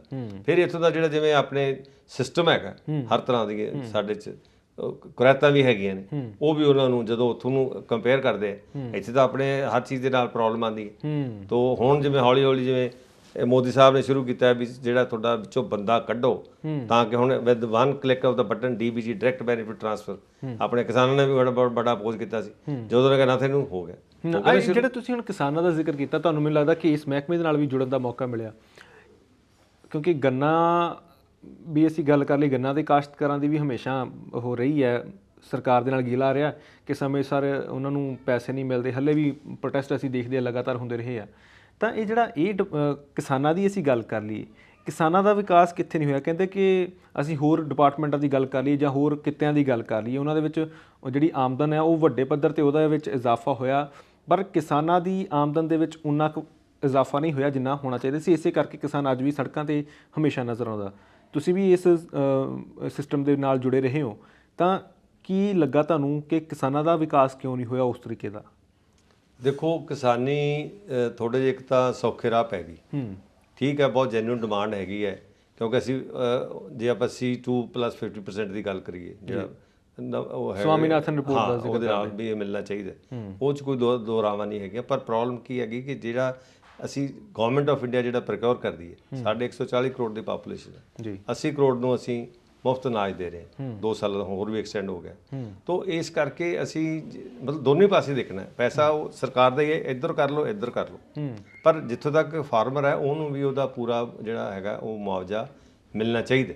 ਪਰ ਉਹਦੇ ਵਿੱਚ ਵੀ ਹੁਣ ਮੈਂ ਅੱਜ ਹੀ ਪੜ੍ਹ ਰਿਹਾ ਸੀ ਅਖਬਾਰ ਦੇ ਵਿੱਚ ਕਿ ਟੋਟਲ ਸਬਸਿਡੀ ਬਿੱਲ ਜਿਹੜਾ ਹੈਗਾ government of India the, various subsidies, ਉਹ 5,32,000 ਕਰੋੜ ਰੁਪਏ ਦਾ ਸਾਡਾ ਬਜਟ, ਮਤਲਬ ਇੰਨਾ ਪੈਸਾ ਸਾਡਾ ਸਬਸਿਡੀ ਦੇ ਵਿੱਚ ਜਾ ਰਿਹਾ, ਵੇਰੀਅਸ ਸਬਸਿਡੀ, ਚਾਹੇ ਫਰਟੀਲਾਈਜ਼ਰ ਸਬਸਿਡੀ ਕਹਿ ਲਓ, ਚਾਹੇ ਜਿਹੜੀਆਂ ਹੋਰ ਹੈਗੀਆਂ ਨੇ ਜਿਵੇਂ ਆਇਲ ਦੀ ਸਬਸਿਡੀ ਕਹਿ ਲਓ, ਵੱਖ-ਵੱਖ ਸਬਸਿਡੀਆਂ ਦਾ ਹੈਗਾ। ਸੋ ਇਹ ਜਿਹੜੀਆਂ ਚੀਜ਼ਾਂ ਹੈਗੀਆਂ ਨੇ ਇਹ ਸਾਨੂੰ ਬੈਲੈਂਸ ਰੱਖਣਾ ਪਏਗਾ। ਹੁਣ ਅਸੀਂ ਵੀਟ ਪੈਡੀ ਸਾਈਕਲ 'ਚ ਆ ਗਏ, ਉਹਦੇ ਨਾਲ ਅਸੀਂ ਆਪਣਾ ਹੀ ਕਿਸਾਨੀ ਵੀ ਮਤਲਬ ਹੁਣ ਇੰਨੀ ਈਜ਼ੀ ਹੋ ਗਈ ਤੇ ਅਸੀਂ ਸੌਖੇ ਰਾਹ ਪੈ ਗਏ, ਤੇ ਜਦ ਸਾਡੇ ਜਿਹੜੇ ਨਿਆਣੇ ਉਹ ਵੀ ਹਟ ਗਏ, ਕਿਉਂ 15 ਦਿਨ ਦਾ ਸੀਜ਼ਨ ਹਾਰਵੈਸਟ ਦਾ 15 ਦਿਨ ਦਾ ਬੀਜਣ ਦਾ ਹੈਗਾ। ਸੋ ਸਾਨੂੰ ਜਿਹੜੀ ਕਿਸਾਨੀ ਹੈਗੀ ਉਹ ਤਾਂ ਬਚ ਸਕਦੀ ਹੈ ਜੇ ਡਿਵਰਸੀਫਿਕੇਸ਼ਨ ਹੋਏ। ਡਿਵਰਸੀਫਿਕੇਸ਼ਨ ਵਾਸਤੇ ਸਾਨੂੰ ਉਹਦਾ ਜਿਹੜੀ ਹੈਗੀ ਉਹ ਸਾਰਾ ਕੋਲਡ ਚੇਨਸ ਚਾਹੀਦੀਆਂ, ਹੋਰ ਚਾਹੀਦਾ, ਕਿਉਂਕਿ ਅਸੀਂ ਵੈਲਿਊ ਐਡ ਨਹੀਂ ਕਰਦੇ। ਇਹ ਸਲਾਹਾਂ ਤਾਂ ਅਫਸਰਸ਼ਾਹੀ ਨੇ ਦੇਣੀਆਂ ਹੁੰਦੀਆਂ, ਜਿਹੜੇ ਵੱਡੇ ਵੱਡੇ ਅਹੁਦਿਆਂ ਤੇ ਬੈਠੇ ਨੇ ਖੇਤੀਬਾੜੀ ਮਹਿਕਮੇ ਦੇ ਵਿੱਚ, ਜਿਹਨਾਂ ਨੂੰ ਜ਼ਿੰਮੇਵਾਰੀਆਂ ਦਿੱਤੀਆਂ, ਕਿਉਂਕਿ ਕਿਸਾਨ ਆਪਣੇ ਪੱਧਰ ਤੇ ਤਾਂ ਇਹ ਚੀਜ਼ਾਂ ਨਹੀਂ ਕਰਨਗੇ। ਜੇ ਹਰੀ ਕ੍ਰਾਂਤੀ ਆਈ 60ਵਿਆਂ ਦੇ ਵਿੱਚ, ਜਦੋਂ ਦੇਸ਼ ਦੇ ਕੋਲ ਅਨਾਜ ਨਹੀਂ ਸੀਗਾ, ਤਾਂ ਮੈਨੂੰ ਲੱਗਦਾ ਕਿ ਕਿਸਾਨਾਂ ਨੂੰ ਸਰਕਾਰਾਂ ਦੇ ਜ਼ਰੀਏ ਹੀ ਦੱਸਿਆ ਗਿਆ ਵੀ ਆਹ ਵਾਲੀ ਫਸਲ ਬੀਜੋ ਤੁਸੀਂ, ਕਿਉਂਕਿ ਇੱਕ ਝੋਨਾ ਪੰਜਾਬ ਦੀ ਫਸਲ ਨਹੀਂ ਹੈਗੀ, ਇਸੇ ਕਰਕੇ ਉਸ ਸਮੇਂ ਦੇ ਦੌਰਾਨ ਝੋਨਾ ਵੀ ਬੀਜਿਆ ਗਿਆ, ਕਣਕ ਦੀਆਂ ਵੀ ਵੱਖ-ਵੱਖ ਕਿਸਮਾਂ ਬੀਜੀਆਂ ਗਈਆਂ। ਤਾਂ ਲੱਗਦਾ ਕਿ ਉੱਥੇ ਇੱਕ ਕਮੀ ਰਹੀ ਹੈ, ਜਾਂ ਤਾਂ ਜਿਹੜੀ ਪੋਲੀਟੀਕਲ ਕਲਾਸ ਆ ਉਹਦੇ ਵਿੱਚ ਕੋਈ ਕਮੀ ਰਹੀ ਹੈ, ਜਾਂ ਫਿਰ ਅਫਸਰਸ਼ਾਹੀ ਨਹੀਂ ਸਮਝਾ ਸਕੀ, ਜਾਂ ਜਿਹੜੀਆਂ ਚੀਜ਼ਾਂ ਗਰਾਊਂਡ ਤੇ ਪਹੁੰਚ ਹੀ ਨਹੀਂ ਸਕੀਆਂ, ਜਿਹੜਾ ਇੱਕ ਕਿਉਂਕਿ ਡਿਵਰਸਿਫਿਕੇਸ਼ਨ ਦੀ ਅਸੀਂ ਗੱਲ ਕਰਦੇ ਹਾਂ, ਇਹ ਉਸ ਤਰੀਕੇ ਨਾਲ ਇੰਪਲੀਮੈਂਟ ਨਹੀਂ ਹੋਈ ਪੰਜਾਬ ਦੇ ਵਿੱਚ। ਬੜੇ ਇਹਦੇ 'ਚ ਹਰਦੀਪ ਜੀ ਫੈਕਟਰ ਹੈਗੇ ਨੇ ਕਿ ਦੇਖੋ, ਜਿਹੜੀ ਇਹ ਆਪਣੀ ਜਿੰਨੀ ਦੇਰ ਜਿਹੜੀ ਸਰਕਾਰ ਹੈ, ਹਰ ਕੰਮ ਸਰਕਾਰ ਨਹੀਂ ਕਰ ਸਕਦੀ, ਚਾਹੇ ਕੋਈ ਵੀ ਫੀਲਡ ਹੈ, ਚਾਹੇ ਹੈਲਥ ਦਾ ਫੀਲਡ ਹੈ, ਚਾਹੇ ਐਜੂਕੇਸ਼ਨ ਦਾ ਫੀਲਡ ਹੈ, ਚਾਹੇ ਪ੍ਰੋਸੈਸਿੰਗ ਦਾ ਫੀਲਡ ਹੈ, ਚਾਹੇ ਇੰਡਸਟਰੀ ਦਾ ਫੀਲਡ ਹੈ। ਸਾਡੀ ਬਦਕਿਸਮਤੀ ਇਹ ਵੀ ਰਹੀ ਹੈ ਕਿ ਹਾਲਾਂਕਿ ਐਗਰੀਕਲਚਰ ਤੋਂ ਬਾਅਦ ਇੰਡਸਟਰੀ ਸਾਡੀ ਸੈਕੰਡ ਕੰਟਰੀਬਿਊਟਰ ਹੈ ਫਾਰ ਦੀ GDP, ਪਰ ਤੁਸੀਂ ਕੋਈ ਬਜਟ ਕੱਢ ਲਓ ਹੁਣ ਤੱਕ ਦਾ, ਪਹਿਲੀ ਗੱਲ ਤਾਂ 2 ਜਾਂ 3% ਤੋਂ ਉੱਪਰ ਐਲੋਕੇਸ਼ਨ ਨਹੀਂ ਹੈਗੀ, ਜਿਹੜੀ ਹੋ ਗਈ ਉਹ ਮਿਲਣੀ ਨਹੀਂ। ਇਹ ਵੀ ਨਾਲ ਕਾਗਜ਼ਾਂ 'ਚ ਹੀ ਹੈ, ਉਹ ਕਰਤੀ ਬਜਟ ਦੇ ਵਿੱਚ ਦਿਖਾਤਾ, ਰਿਲੀਜ਼ ਨਹੀਂ ਹੋਣੀ ਉਹ, ਮਤਲਬ ਉਹਦੇ ਵਿੱਚ ਸਾਡਾ ਬਹੁਤ ਅਸੀਂ ਪਛੜਾ, ਪਰ ਮੈਂ ਕਹੂੰਗਾ ਕਿ ਜਿੱਦਾਂ ਸਾਨੂੰ ਇੰਡਸਟਰੀ ਨੂੰ ਪ੍ਰਮੋਟ ਕਰਨਾ ਚਾਹੀਦਾ, ਖਾਸ ਕਰ ਜਿਹੜੀ ਛੋਟੀ ਜਿਹੀ ਸਟੇਟ ਹੈਗੇ ਇਹਦੇ ਵਿੱਚ, ਖਾਸ ਕਰ ਜਿਹੜੀ ਸਮਾਲ ਸਕੇਲ ਇੰਡਸਟਰੀ ਹੈ ਉਹਨੂੰ ਜ਼ਰੂਰ ਜਿਹੜਾ ਹੈਗਾ ਸਾਨੂੰ ਪ੍ਰਮੋਟ ਕਰਨਾ ਚਾਹੀਦਾ ਸੀਗਾ। ਐਨੀ ਹਾਓ ਚੱਲ ਮਤਲਬ ਫਿਰ ਵੀ ਜਿਵੇਂ ਆਪਾਂ ਕਹਿੰਦੇ ਮਾਨਚੈਸਟਰ ਜਿਹੜਾ ਹੈਗਾ ਲੁਧਿਆਣਾ ਮਾਨਚੈਸਟਰ ਆਫ ਇੰਡੀਆ ਆਪਾਂ ਕਹਿੰਦੇ ਉਹਨੂੰ ਹੈਗਾ ਉਹ, ਪਰ ਗੱਲ ਇਹ ਹੈਗੀ ਹੈ ਕਿ ਸਾਨੂੰ ਜਿਹੜੀ ਮੈਂ ਕਹਾਂਗਾ ਕਿ ਜਿਹੜਾ ਪ੍ਰਾਈਵੇਟ ਸੈਕਟਰ ਨੂੰ ਜਿੰਨੀ ਦੇਰ ਅਸੀਂ ਇਨਵੋਲਵ ਨਹੀਂ ਕਰਦੇ ਉਨੀ ਦੇਰ ਜੇ ਹੁਣ ਕੋਲਡ ਚੇਨ ਚਾਹੀਦੀਆਂ ਨੇ, ਅਪਲਿਫਟ ਨਹੀਂ ਕਰਾਂਗੇ ਉਹਨਾਂ ਚੱਕਰ ਨੁਕਸਾਨ। ਸਰਕਾਰੀ ਤੌਰ ਤੇ ਤੁਸੀਂ ਕਿੰਨੀਆਂ ਚੀਜ਼ਾਂ ਸੰਭਾਲ ਸਕਦੇ ਕਿਉਂਕਿ ਸਮਾਂ ਆਪਣੇ ਤੋਂ ਸੀਮਤ ਹੈ ਸਰ। ਮੈਨੂੰ ਲੱਗਦਾ ਕਿ ਗੱਲਾਂ ਹੋਰ ਵੀ ਬਹੁਤ ਨੇ। ਟਰਾਂਸਪੋਰਟ ਮਹਿਕਮੇ ਦਾ ਵੀ ਜ਼ਿਕਰ ਕਰਦੇ ਚੱਲੀਏ ਇੱਥੇ। ਟਰਾਂਸਪੋਰਟ ਮਹਿਕਮੇ ਦੀਆਂ ਕਿਉਂਕਿ ਇਹ ਵੀ ਹੁੰਦਾ ਕਿ ਪ੍ਰਾਈਵੇਟ ਘਰਾਣਿਆਂ ਦੀਆਂ, ਹੁਣ ਤੁਸੀਂ ਜ਼ਿਕਰ ਛੇੜਿਆ ਹੀ ਹੈਗਾ, ਤੇ ਬੱਸਾਂ ਦਾ ਬੜਾ ਜ਼ਿਕਰ ਹੁੰਦਾ ਪੰਜਾਬ ਦੇ ਵਿੱਚ ਵੀ ਪ੍ਰਾਈਵੇਟ ਬੱਸਾਂ ਕਿਉਂ ਜ਼ਿਆਦਾ ਚੱਲਦੀਆਂ ਨੇ, ਤੇ ਤੁਹਾਡੇ ਕੋਲ ਮਹਿਕਮਾ ਵੀ ਰਿਹਾ, ਉਹਦੇ ਵਿੱਚ ਵੀ ਤੁਸੀਂ ਬਤੌਰ ਜ਼ਿੰਮੇਵਾਰੀ ਨਿਭਾਈਆਂ ਕਿ ਰੋਡਵੇਜ਼ ਦੀ ਦਰਕਨਾਰੀ ਕਿਉਂ, ਪ੍ਰਾਈਵੇਟ ਵੱਡੀਆਂ ਬੱਸਾਂ ਜਿਹੜੀਆਂ ਚੱਲ ਰਹੀਆਂ ਉਹਨਾਂ ਦੀ ਆਪਾਂ ਕਹਿ ਲਈਏ ਵੀ ਬਾਦਸ਼ਾਹਤ ਕਿਉਂ ਕਾਇਮ ਹੋਈ ਹੈ? ਹਰਦੀਪ ਜੀ ਕਈ ਫੈਕਟਰ ਨੇ। ਮੈਂ ਪ੍ਰਿੰਸੀਪਲ ਸੈਕਟਰੀ ਟਰਾਂਸਪੋਰਟ ਵੀ ਰਿਹਾ 3-4 ਸਾਲ, ਤੇ ਉਹਦੇ 'ਚ ਇਹ ਹੈਗਾ ਕਿ ਜਿਹੜਾ ਵੈਸਟਡ ਇੰਟਰਸਟ ਹੈ ਪ੍ਰਾਈਵੇਟ ਆਪਰੇਟਰ ਦਾ ਤੇ ਗਵਰਨਮੈਂਟ ਆਪਰੇਟਰ ਦਾ, ਉਹ ਵੇਰੀ ਕਰਦਾ। ਤੇ ਉਹਦੇ 'ਚ ਕੀ ਹੈਗਾ ਕਿ ਸਭ ਤੋਂ ਜ਼ਿਆਦਾ ਜਿਹੜੀ ਟੱਚਿੰਗ ਚੀਜ਼ ਹੈ ਉਹ ਟਾਈਮ ਟੇਬਲ, ਕਿ ਟਾਈਮ ਟੇਬਲ ਕਿੱਦਾਂ ਬਣਨਾ, ਉਹ ਬਣਾਉਣੇ ਨੇ ਥੱਲੇ ਵਾਲਿਆਂ ਨੇ, ਉੱਪਰ ਤਾਂ ਬੰਦੇ ਨਹੀਂ। ਥੱਲੇ ਵਾਲਿਆਂ ਦੇ ਉੱਪਰ ਇਹਨਾਂ ਨੇ ਜਿੱਦਾਂ ਦਾ ਕਾਈਂਡ ਆਫ ਪ੍ਰੈਸ਼ਰ ਪੁੱਲ ਸਾਰਾ ਕੁਝ ਚੱਲਦਾ ਹੈ, ਸਿਆਸੀ ਕਾਰਨ ਰਹਿੰਦੇ ਨੇ। ਮੈਂ ਇੱਕ ਵਾਰੀ ਇਹ ਸੈਕਟਰੀ ਸਬਮਿਟ ਕੀਤਾ ਸੀਗਾ ਗਵਰਨਮੈਂਟ ਜੋ ਉਹਨੇ ਕਿਹਾ ਵੀ ਤੁਹਾਡੀ ਸਰਕਾਰ ਇਹ ਘਾਟੇ ਚੱਲਦੀ, ਮੈਂ ਘਾਟਾ ਕੱਢ ਦੂੰਗਾ, ਤੁਸੀਂ ਐਂ ਕਰੋ ਜ਼ਿਆਦਾ ਘੰਟੇ ਦਾ ਟਾਈਮ ਦੇ ਦਿਓ, 1 ਘੰਟਾ ਇਕੱਲੀ ਸਰਕਾਰੀ ਚੱਲੂ, 1 ਘੰਟਾ ਇਕੱਲੀ ਪ੍ਰਾਈਵੇਟ ਚੱਲੂ, ਫਿਰ ਮੈਂ ਤੁਹਾਨੂੰ ਦਿਖਾਊਂਗਾ ਰਿਜ਼ਲਟ। ਤੇ ਉਹ ਕਹਿੰਦੇ ਨਹੀਂ ਜੀ ਚੱਲਣਗੇ ਤਾਂ ਵਿੱਚ ਹੀ। ਵਿੱਚ ਕੀ ਹੈਗਾ ਕਿ ਜਦੋਂ ਹੁਣ ਬੱਸ ਸਟੈਂਡ ਤੁਹਾਨੂੰ 5 ਮਿੰਟ ਮਿਲਨੇ ਤੁਹਾਡੇ, ਉਹਨਾਂ ਨੇ ਕੀ ਕਰਨਾ ਹੈ, ਤੁਹਾਨੂੰ ਕੱਢ ਦੇਣਾ ਉੱਥੋਂ, ਕੱਢ ਕੇ ਤੇ ਉਹਨਾਂ ਨੇ ਆਪਣਾ ਆਪਦੀ 15 ਮਿੰਟ ਰੱਖਣੀ, ਜਾਂ ਜਿਹੜੇ ਸਾਡੇ ਬੰਦੇ ਨੂੰ ਬਾਹਰੋਂ ਦੇ ਤੇ ਪੈਸੇ ਬਾਹਰ ਹੀ ਕੱਢਤੀ, ਜਾਂ ਉਹ ਲਾਣ ਨਾ ਦਿੱਤੀ, ਪਾਸੇ ਕਰਕੇ ਲਾ ਲਈ, ਕਿਸੇ ਨੂੰ ਪਤਾ ਨਹੀਂ ਵੀ ਇਹ ਜਾਣੀ ਵੀ ਹੈ ਕਿ ਨਹੀਂ। ਸੋ ਇਹ ਚੀਜ਼ਾਂ ਜਿਹੜੀਆਂ ਹੈਗੀਆਂ ਨੇ ਇਹ ਬਹੁਤ ਮਾੜੀਆਂ ਹੈਗੀਆਂ ਨੇ, ਆਪਰੇਟ ਹੁੰਦੀਆਂ ਨੇ। ਪਰ ਇਹ ਸਾਨੂੰ ਜੇ ਦੇਖੋ ਅਸਲੀ ਜਿਹੜੀ ਟਰਾਂਸਪੋਰਟ ਹੈਗੀ ਸਾਡੀ, ਉਹਦਾ ਮੈਂ ਹੁਣ ਚੇਅਰਮੈਨ ਸੀਗਾ ਇਹਦਾ ਆਪਣਾ PRTC ਦਾ ਸੀਗਾ, ਤੇ ਸਟੇਟ ਟਰਾਂਸਪੋਰਟ ਵੀ ਸੀ। ਉਹ ਜਿਹੜੀਆਂ ਚੀਜ਼ਾਂ ਸਾਨੂੰ ਪੂਰੀ ਉਹ ਜਿਵੇਂ ਹੁਣ ਮੰਨ ਲਓ ਜਿਹਨੇ ਮੁਫਤ ਚੜ੍ਹਨਾ ਉਹ ਸਰਕਾਰੀ ਬੱਸ ਤੇ ਚੜ੍ਹਦਾ, ਦੂਜੇ ਤੇ ਨਹੀਂ ਚੜ੍ਹਦਾ, ਉਹ ਚੜਾਉਂਦੇ ਨਹੀਂ। ਸੋ ਇਹੋ ਜਿਹੀਆਂ ਜਿਹੜੀਆਂ ਕਈ ਚੀਜ਼ਾਂ ਹੈਗੀਆਂ ਨੇ ਜਿਨ੍ਹਾਂ ਨੂੰ ਸਾਨੂੰ ਦੇਖਣਾ ਚਾਹੀਦਾ। ਸਰ ਆਖਰੀ ਸਵਾਲ ਕਿ ਇਸ ਪੂਰੇ ਸਮੇਂ ਦੇ ਦੌਰਾਨ ਕੋਈ ਇਦਾਂ ਦੇ ਫੈਸਲੇ ਵੀ ਲੈਣੇ ਪਏ ਜਿਹੜੇ ਤੁਸੀਂ ਨਹੀਂ ਲੈਣਾ ਚਾਹੁੰਦੇ ਸੀਗੇ ਪਰ ਸਿਆਸੀ ਕਾਰਨਾਂ ਕਰਕੇ ਲੈਣੇ ਪਏ ਹੁਣ, ਜਾਂ ਸਿਆਸੀ ਕਾਰਨਾਂ ਕਰਕੇ ਅਜਿਹੇ ਫੈਸਲੇ ਜਿਹੜੇ ਤੁਸੀਂ ਪੰਜਾਬ ਦੇ ਹੱਕ ਦੇ ਵਿੱਚ ਲੈਣੇ ਚਾਹੁੰਦੇ ਹੋਵੋ ਤਾਂ ਨਹੀਂ ਲੈ ਸਕੇ? ਨਹੀਂ ਦੇਖੋ, ਜਿਹੜਾ ਆਫਿਸਰ ਹੈਗਾ, ਮੈਂ ਜ਼ਿਆਦਾ ਵੱਡੀ ਕੋਈ ਗੱਲ ਡੀਂਗ ਨਹੀਂ ਮਾਰਨਾ ਚਾਹੁੰਦਾ। ਅਸੀਂ ਤਾਂ ਜਿਹੜੀ ਬਿਊਰੋਕ੍ਰੇਸੀ ਹੁੰਦੀ ਹੈ ਉਹਨੂੰ ਕਹਿੰਦੇ ਫੇਸਲੈਸ ਹੈ। ਫੇਸਲੈਸ ਦਾ ਮਤਲਬ ਇਹ ਹੈਗਾ ਕਿ ਉਹਨਾਂ ਜਾ ਕੇ ਲੋਕਾਂ 'ਚ ਨਹੀਂ ਵਿਚਰਨਾ, ਵੋਟਾਂ ਨਹੀਂ ਵਿਚਰਨੀ, ਉਹਨਾਂ ਨੇ ਵੋਟਾਂ ਨਹੀਂ ਮੰਗਣੀਆਂ। ਹਾਂ, ਇਹ ਜਦੋਂ ਇਹ 5 ਸਾਲ ਕੱਢ ਲੈਂਦੇ ਫਿਰ ਇਹ ਜ਼ੀਰੋ ਹੋ ਜਾਂਦੇ, ਫਿਰ ਨਵੇਂ ਸਿਰੋਂ ਇਹਨਾਂ ਨੂੰ ਵੋਟਾਂ ਮੰਗਣੀਆਂ ਪੈਂਦੀਆਂ ਵੀ ਅਸੀਂ ਆਹ ਕੀਤਾ ਸੀ, ਉਹਦਾ ਭੁਗਤਾਨ ਕਰਨਾ ਪੈਂਦਾ, ਜਾਂ ਜਿਹੜੇ ਲਾਰੇ ਲਾਉਣੇ ਉਹ ਕਰਨੇ ਪੈਂਦੇ। ਪਰ ਅਨਫੋਰਚੂਨੇਟਲੀ ਕੀ ਹੈਗਾ ਕਿ ਮਤਲਬ ਸਾਨੂੰ ਜਿਵੇਂ ਕੈਪਟਨ ਸਾਹਿਬ ਨੇ ਵਾਅਦੇ ਕੀਤੇ ਸੀ ਵੀ ਘਰ ਘਰ ਰੁਜ਼ਗਾਰ, ਕਰਜ਼ਾ ਮਾਫੀ, ਉਹ ਸ਼ਾਇਦ ਨਾ ਕਰਦੇ ਤਾਂ ਵੀ ਸਰਕਾਰ ਬਣ ਜਾਣੀ ਸੀ। ਇਹੀ ਹਾਲ ਆਪ ਦਾ ਹੈ। ਇਹ ਹੁਣ ਜਿਹੜਾ ਕਹਿੰਦਾ ਵੀ 1000 ਰੁਪਇਆ ਹਰੇਕ ਔਰਤ ਨੂੰ ਦੇਵਾਂਗੇ, ਅਸੀਂ ਆਹ ਕਰਾਂਗੇ, ਉਹ ਪਤਾ ਨਹੀਂ ਕੀ ਕੁਛ ਇਹਨਾਂ ਨੇ ਕਹਿਤਾ, ਵੱਡੇ ਵਾਅਦੇ। ਹਾਂ, ਉਹ ਵੀ ਚੀਜ਼ਾਂ ਇਹਨਾਂ ਨੂੰ ਨਹੀਂ ਕਰਨੀ ਲੋੜ ਸੀ, ਸਰਕਾਰ ਇਹਨਾਂ ਦੀ ਬਣ ਜਾਣੀ ਸੀ। 92 ਨਾ ਆਉਂਦੇ ਤਾਂ 82 ਆ ਜਾਂਦੇ, ਚਾਹੇ 72 ਆ ਜਾਂਦੇ। ਪਰ ਉਹ ਚੀਜ਼ਾਂ ਅਸੀਂ ਪ੍ਰੋਮਿਸ ਕਰ ਲੈਂਦੇ ਹਾਂ ਕਿ ਅਸੀਂ ਕਹਿੰਦੇ ਹਾਂ ਵੀ ਜੋ ਮਰਜ਼ੀ ਹੋ ਜੇ, ਸਟੇਟ ਜਾਏ ਟੱਠੇ ਖੂਚ, ਮੈਨੂੰ ਪਾਵਰ ਚਾਹੀਦੀ, ਕੰਮ ਵੱਟ ਮੈਨੂੰ ਤਾਂ ਪਾਵਰ ਲੈਣੀ। ਉਹ 'ਚ ਫਿਰ ਉਹ ਕਹਿੰਦੇ ਡੋਂਟ ਲੀਵ ਐਨੀ ਸਟੋਨ ਅਨਟਰਨ, ਜੋ ਪ੍ਰੋਮਿਸ ਕਰਨਾ ਸਾਰਾ ਕਰ ਦਿਓ, ਉਦੋਂ ਵੀ ਉੱਪਰ ਹੋ ਕੇ ਕਰ ਦਿਓ। ਪਰ ਉਹ ਚੀਜ਼ਾਂ ਜਿਹੜੀਆਂ ਹੁਣ ਤੁਸੀਂ ਦੇਖੋ, ਕਿਸੇ ਨੇ ਮੰਗੀਆਂ ਚੀਜ਼ਾਂ ਜਿਹੜੀਆਂ 1000 ਰੁਪਏ ਕਹਿੰਦੇ ਦੇਵਾਂਗੇ, ਮੰਗਿਆ ਕਿਸੇ ਨੇ? ਮੰਗਿਆ ਤਾਂ ਹੈ ਨਹੀਂ। ਹੁਣ 8-9 ਮਹੀਨੇ ਲੰਘ ਕੇ ਦੇਤਾ ਕਿਸੇ ਨੂੰ? ਇਹੋ ਜਿਹੇ ਕਿੰਨੇ ਵਾਅਦੇ ਕੀਤੇ ਨੇ ਇਹਨਾਂ ਨੇ। ਮਤਲਬ ਉਹ ਸਾਨੂੰ ਉਹ ਵਾਅਦੇ ਨਹੀਂ ਕਰਨੇ ਚਾਹੀਦੇ ਜਿਹੜੇ ਮੰਗੇ ਨਹੀਂ ਜਾਂ ਜਿਹਦੀ ਲੋੜ ਨਹੀਂ। ਸਾਨੂੰ ਉਹ ਸਸਟੇਨੇਬਲ ਡਿਵੈਲਪਮੈਂਟ ਕਰਨੀ ਚਾਹੀਦੀ ਹੈ ਜਿਹੜੀ ਆਪਣੇ ਆਪ ਪੈਰਾਂ ਤੇ ਖੜੀ ਹੋ ਕੇ ਚੱਲੇ। ਸਾਨੂੰ ਲੋਕਾਂ ਨੂੰ ਭਿਖਾਰੀ ਬਣਾ ਕੇ, ਲੋਕਾਂ ਨੂੰ ਮੰਗਤੇ ਬਣਾ ਕੇ ਸਾਨੂੰ ਉਹ ਚੀਜ਼ਾਂ ਨਹੀਂ ਕਰਨੀਆਂ ਚਾਹੀਦੀਆਂ। ਲੋਕਾਂ ਨੂੰ ਵੀ ਮਜ਼ਬੂਤ ਕਰਨਾ ਚਾਹੀਦਾ ਕਿ ਉਹ ਆਪਣੀ ਕਮਾਈ ਆਪ ਕਰਨ ਤੇ ਉਹ ਨਾਲ ਆਪ ਵੀ ਖਾਣ ਤੇ ਲੋਕਾਂ ਨੂੰ ਵੀ ਖਿਲਾਣ। ਬਹੁਤ ਸ਼ੁਕਰੀਆ ਸਰ, ਤੁਸੀਂ ਆਪਣਾ ਕੀਮਤੀ ਸਮਾਂ ਦਿੱਤਾ, ਤੁਹਾਡਾ ਬਹੁਤ ਬਹੁਤ ਧੰਨਵਾਦ। ਸੋ ਇਹ ਸਨ SS ਚੰਨੀ ਜੀ, ਜਿਨ੍ਹਾਂ ਨਾਲ ਗੱਲਬਾਤ ਕਰਕੇ ਸਮਝਣ ਦੀ ਕੋਸ਼ਿਸ਼ ਕੀਤੀ ਹੈ ਕਿ ਆਖਰਕਾਰ ਪੰਜਾਬ ਜਿਨ੍ਹਾਂ ਹਾਲਾਤਾਂ ਦੇ ਵਿੱਚ ਹੈਗਾ, ਕਿਉਂਕਿ ਬਹੁਤ ਸਾਰੀਆਂ ਉਣਤਾਈਆਂ ਨੇ, ਬਹੁਤ ਸਾਰੀਆਂ ਚੀਜ਼ਾਂ ਨੇ ਜਿਹੜੀਆਂ ਹਾਲੇ ਵੀ ਪੰਜਾਬ ਮੰਗ ਰਿਹਾ ਹੈਗਾ, ਤਾਂ ਉਹ ਕਮੀਆਂ ਕਿੱਥੇ ਰਹੀਆਂ। ਅਫਸਰਸ਼ਾਹ, ਜਿਵੇਂ SS ਚੰਨੀ ਹੋਰਾਂ ਨੇ ਕਿਹਾ ਕਿ ਜਿਹੜੀ ਅਫਸਰਸ਼ਾਹੀ ਹੁੰਦੀ ਆ ਉਹ ਫੇਸਲੈਸ ਹੁੰਦੀ ਆ, ਉਹਨਾਂ ਨੇ ਲੋਕਾਂ ਦੇ ਵਿੱਚ ਜਾ ਕੇ ਵੋਟਾਂ ਨਹੀਂ ਮੰਗਣੀਆਂ ਹੁੰਦੀਆਂ, ਪਰ ਬਹੁਤ ਸਾਰੇ ਫੈਸਲੇ ਇਹਨਾਂ ਦੇ ਹੱਥ ਦੇ ਵਿੱਚ ਹੁੰਦੇ ਨੇ ਜਿਹੜੇ ਪੰਜਾਬ ਦਾ ਭਵਿੱਖ ਤੈਅ ਕਰਦੇ ਨੇ। ਤਾਂ ਇਹ ਭਵਿੱਖ ਕਿਸ ਤਰੀਕੇ ਨਾਲ ਤੈਅ ਹੋਇਆ ਪਿਛਲੇ ਸਮੇਂ ਦੇ ਦੌਰਾਨ, ਜਿਹਦੇ ਨਤੀਜੇ ਅਸੀਂ ਇਸ ਵੇਲੇ ਵਰਤਮਾਨ ਦੇ ਵਿੱਚ ਭੁਗਤ ਰਹੇ ਹਾਂ, ਤੁਹਾਡੇ ਨਾਲ ਸਾਂਝਾ ਕੀਤਾ ਹੈਗਾ। ਬਹੁਤ ਸਾਰੀਆਂ ਚੀਜ਼ਾਂ ਤੁਹਾਡੇ ਜ਼ਿਹਨ ਦੇ ਵਿੱਚ ਸਾਫ਼ ਹੋਈਆਂ ਹੋਣੀਆਂ, ਕਿੱਥੇ-ਕਿੱਥੇ ਕਿਹੜੀਆਂ-ਕਿਹੜੀਆਂ ਕਮੀਆਂ ਰਹੀਆਂ ਤੇ ਕਿੱਥੇ-ਕਿੱਥੇ ਚੰਗੇ ਫੈਸਲੇ ਲਏ ਗਏ, ਕਿ ਉਹ ਲਾਗੂ ਹੋਏ ਜਾਂ ਨਹੀਂ ਹੋਏ, ਇਹ ਤੁਸੀਂ ਤੈਅ ਕਰਨਾ ਹੈਗਾ। ਕਿੱਥੇ ਕਮੀ ਰਹੀ, ਕੌਣ ਜ਼ਿੰਮੇਵਾਰ ਹੈ ਇਸ ਪੂਰੇ ਪੰਜਾਬ ਦੇ ਹਾਲਾਤਾਂ ਲਈ, ਤੁਸੀਂ ਆਪਣੇ ਕਮੈਂਟ, ਆਪਣੀਆਂ ਟਿੱਪਣੀਆਂ ਸਾਡੇ ਨਾਲ ਜ਼ਰੂਰ ਸਾਂਝੀਆਂ ਕਰੋ। ਫਿਲਹਾਲ ਇੱਥੇ ਤੁਹਾਡੇ ਤੋਂ ਅੱਗੇ ਲੈਣੀ ਹੈ। ਬਹੁਤ ਬਹੁਤ ਧੰਨਵਾਦ।